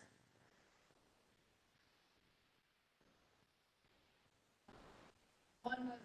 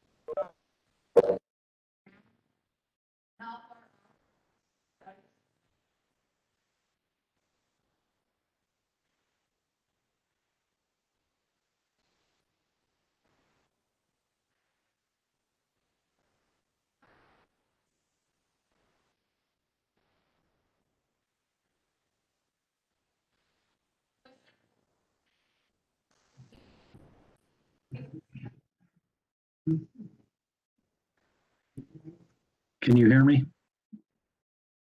yes. I had a question. You say that we produce more crops than more corn, I guess, for the ethanol than what's produced right now. But has there been any studies to know where that's going to be in 20 to 30 years from now?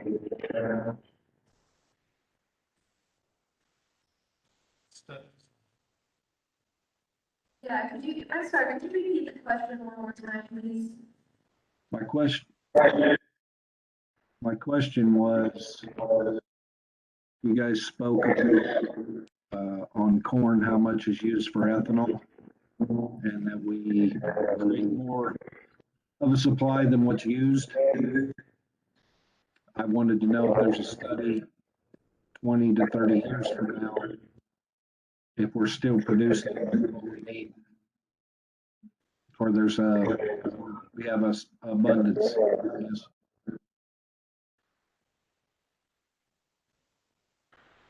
Not aware of any specific studies at this point in time. I know Purdue University is watching these things closely.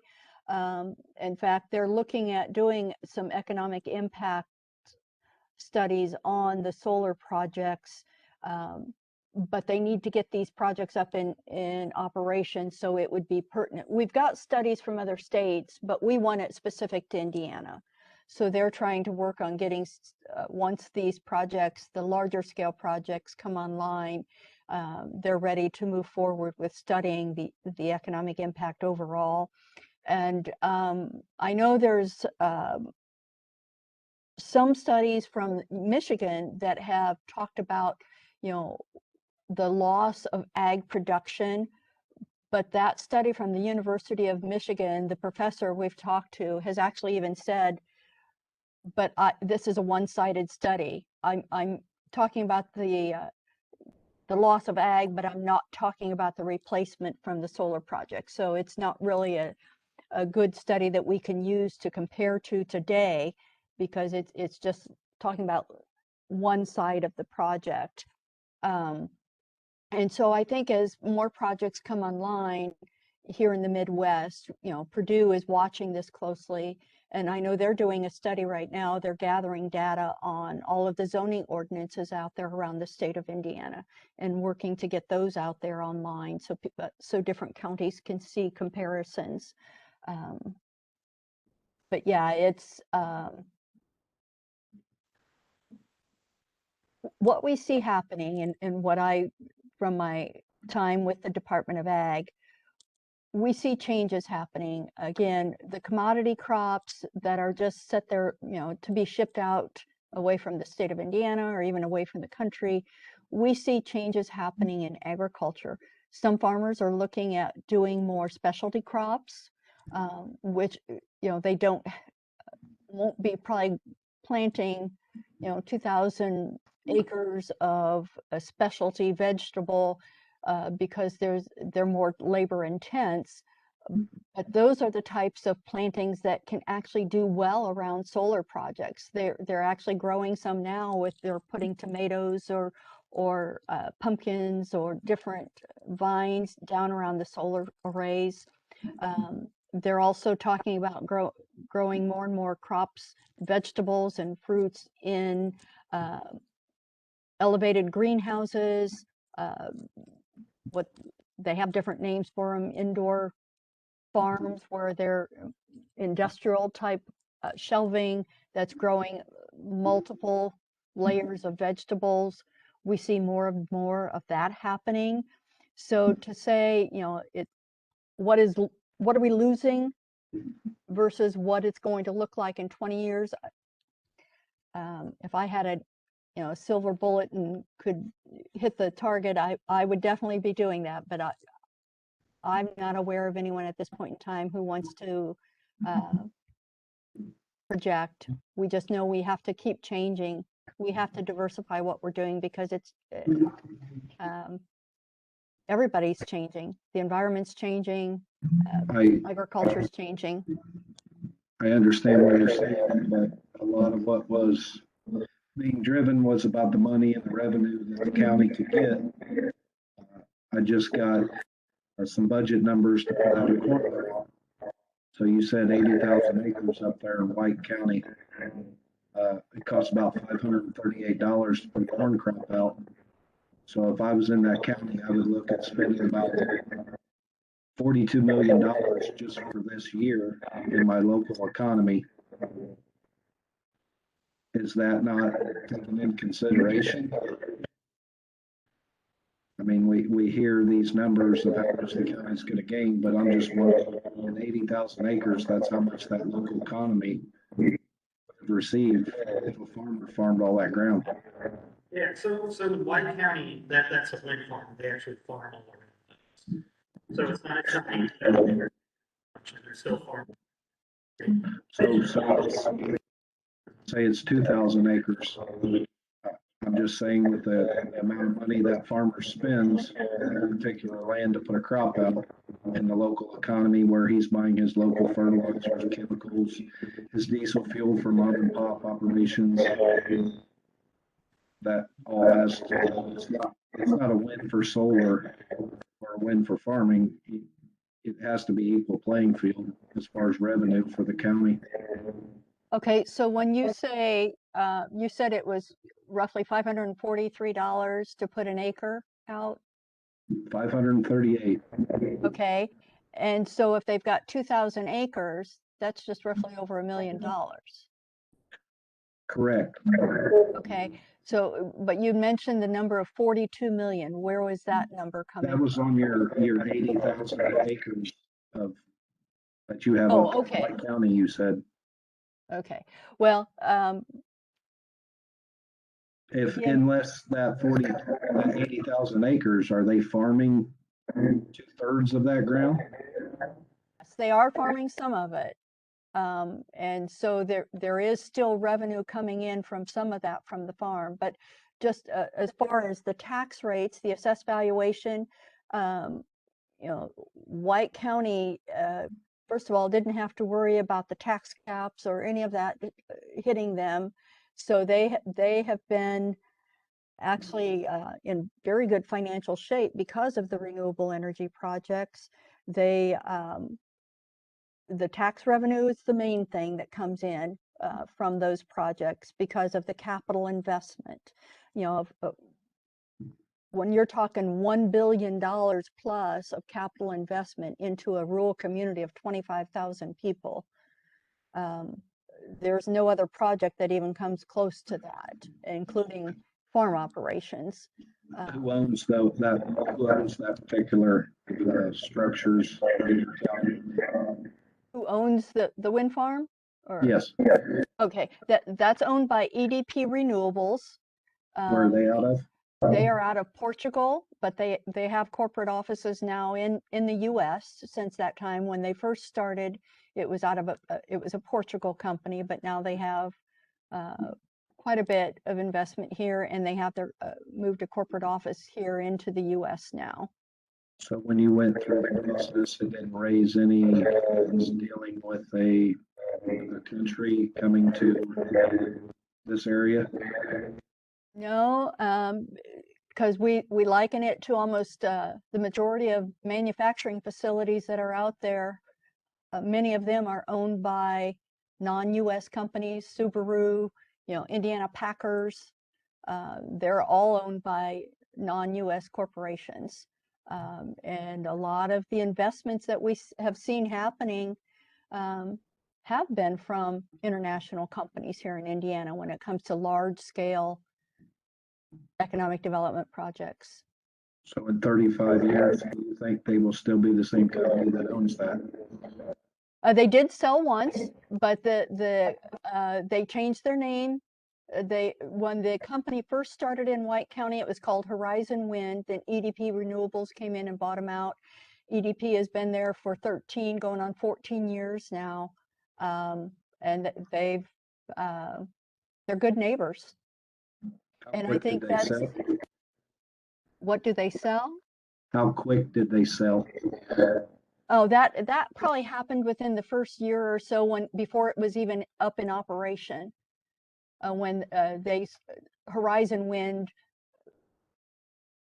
basically was acquired by EDP Renewables. So once again, that didn't raise any flags through the project that they sell within 1 year? No, because again, we had the agreements that, again, as long as you write your agreements and you're covered, as far as the successors and assigns, they still have to abide by the same agreements, but the people were the same. The people didn't change. The same people that were there managing it were still there after the sale. Again, how many corporations do you have out there that have sold out? And, some of them that you don't even know about. That happens, unfortunately, every day. Yes, I agree. Just asking questions about your particular project that, there are things that happen that didn't start off that way. So I was just asking that question. And I think that's why it's important to have the agreements rock solid as best as you can. We use Barnes and Thornburg out of Indianapolis to help write those agreements. And they have been very, very supportive of the community as far as how those agreements were written. A lot of input from the county officials before we signed any of those agreements. And I encourage every community, get an attorney that understands these types of projects, and get a financial advisor that understands some of the questions that we're asking. What's going to happen if? What's going to happen down the road? With your local input, do you know of a manufacturing facility that's going to be coming in? Make sure they take that into consideration when they calculate your financial impact. Do you know of a manufacturer or another company that's going to be closing its doors? You need to be taking those things into consideration as you look at the financials and the impacts of these types of projects. So it's not let's just sign here and go with it. It takes a lot of research. And I think the more you can talk with the project, we had one person that was responsible as the liaison between the county officials, the developer, and the landowner. At that time, it was myself. I was the economic development director. So we made sure everyone stayed in the loop of what was happening, discussions that were going on. And I think that really made a huge difference of how those projects turned out and how they're still turning out today. The fact that EDP is now building a solar project in White County after building 7 phases of wind farms. I think communication, I cannot stress enough. Thank you, Connie. Thank you for the questions online. I want to honor everyone's time. We said we would end at 8 o'clock. So we have one last question here. And then we'll go ahead and, finish up this evening's workshop. Okay, actually, it's more than one, so I'll try to run through them. Okay, Thank you. yeah. Okay, so all of the electricity that's gonna be manufactured is gonna go off into the grid, and it's not gonna benefit or lower our electric bills, right? Am I understanding that right? These types of projects, they have to, because of the volume of electricity, they cannot put it into our homes. It would blow our homes up because of the vast amount of power. So it goes into the grid, and they have to do what they call a power purchase agreement, where the utilities buy it. So like in White County, many of the electrons that are produced here, renewable energy electrons, are being purchased by NIPSCO, Northern Indiana Public Service Company. So they are staying in the area. Now, to say that one electron that's being produced at this site is going to stay here, that's not quite the way power works. It's a commodity. It's sold on the open market many times too. So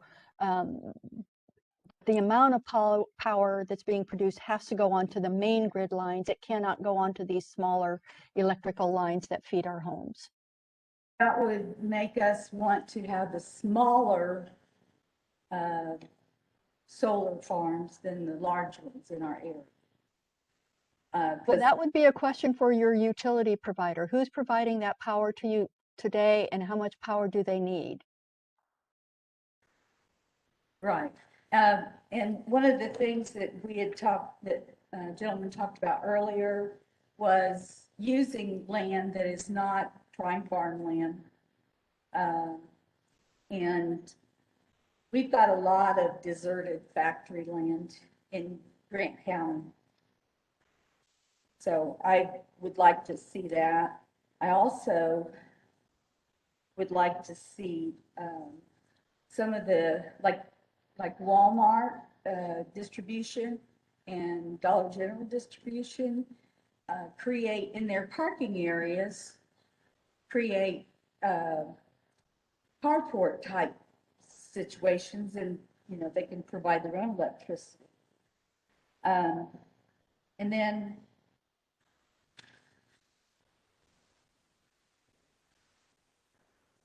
get off onto something else. Okay, so then when we saw the video, the gentleman speaking said, okay, the fence is here to keep animals and people out. And then we're talking about having animals grazing, people gathering crops up. How is that going to work? Having people not supposed to be in there, but yet you tell them they can. The people they're trying to keep out are the vandals and those who want to do harm to the area. And just like when it comes to wildlife, and I go back to the communication component, for the county and the landowners to speak with the developer and work through this process. We have one project where a landowner said, you know what, I've got a lot of deer. Is there any way we can open up a deer run to where they open up a tract between the fences to where deer can run straight through from one wooded area to another? And again, the developer said, well, sure. Again, talking with the developer as they work through this project and lay it out is important. And so again, if that agreement is made up front with the landowner and the developer, then the agreement's there, it's in writing, and they know what is to be done. It's the ones who are there when they shouldn't be is their concern with the fencing. And plus, you're talking about electricity. And so you don't want just anyone running through there. They need to be conscientious of it, just like, we have to watch little kids around our stoves and our electrical outlets. And so you mentioned the deserted factory land. Yes, there are opportunities there. And we actually have a developer, a company here in Indiana that did an 80-acre solar project and greenfield site in Kokomo, on a brownfield site from an old factory. And so there are some of those projects that are happening, but again, it depends on the power, the power demand, and who's going to buy that power from them. They were talking also about when it's all decommissioned, it's just a matter of pulling the poles up. My understanding is there may be some cables, some cement foundation type things in the ground. Is that wrong? The only cement is where at the inverter box. The tracks of solar panels do not have cement in the ground. Cables? Most of those. Oh, somebody else wants to answer that? Ordinance, whatever they negotiate, usually they do. I've seen some counties have like a certain depth, but usually I can't speak to what Grant counties do, but usually it's in the things. So that needs to be an ordinance. Okay. That's the worst of what I have, so. Okay, this will have to be our last question for the evening. Why, my understanding is they will and have caught on fire. Or who subsidizes the fire departments to have the right equipment to put out a fire? Yeah, so a lot of times the developers will, through their economic development payments, actually fund the fire department. I've seen some counties request like new fire equipment and training. So I know one project in Indiana, they actually buy new fire trucks for the community to use in case something like that were to happen. And I believe they usually it's negotiated by the county, but usually what's negotiated is yearly training for what the fire department would have to do, be funded by the developer. Well, right now, I think we have 3, maybe 4 in this county. Anybody there that was qualified?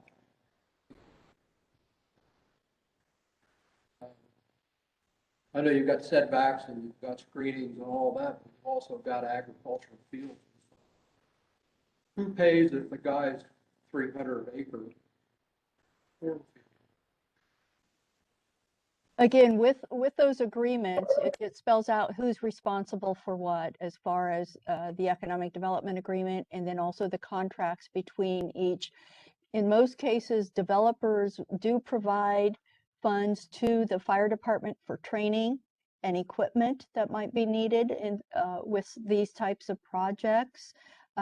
So that way they're not left, not knowing how to handle them, because some of it will require some different types of training. But again, it depends on what the agreement is and what crops are grown there.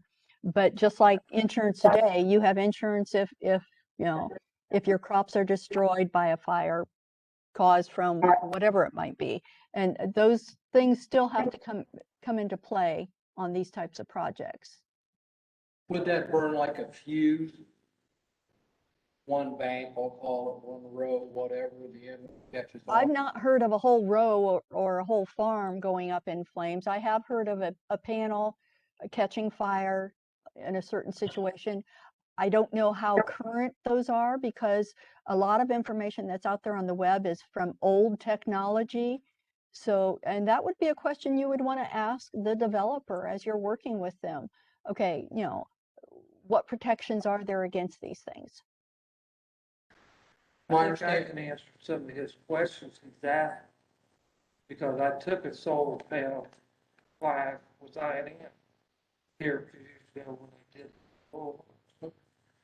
And usually it's only the panels so it catches on fire. Nothing the fire department can do is much, because what they say is these all have wires in them. One wire might catch another panel, it might still be fire. But what Grant County is asking, directors act, is it's like the pipeline group every year are mandated through the state of Indiana. Fed, put on classes, train department. That's what we're asking. They train the firemen, come around once a year, put on a class like pipeline group do. New firemen that come on, they'll know what to do if there is a fire. What I heard, there's not a whole farm field on fire, you can depend on to call 800, sit and watch it till they show up and shut the fire off. Then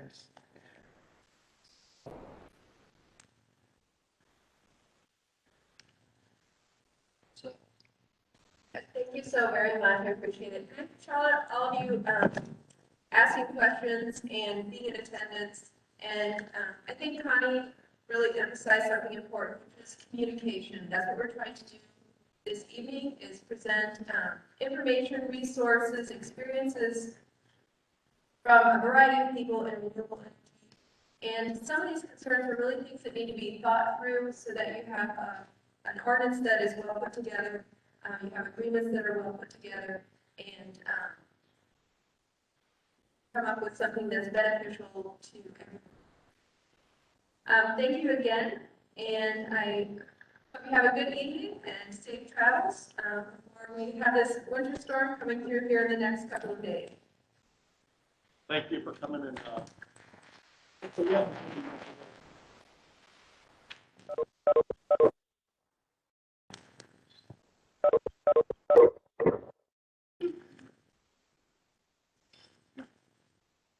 This will be available on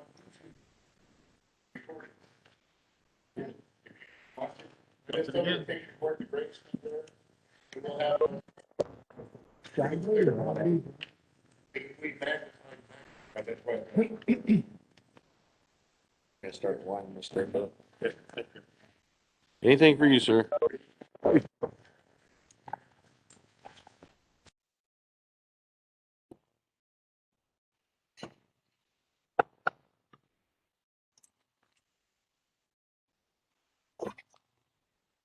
You all right?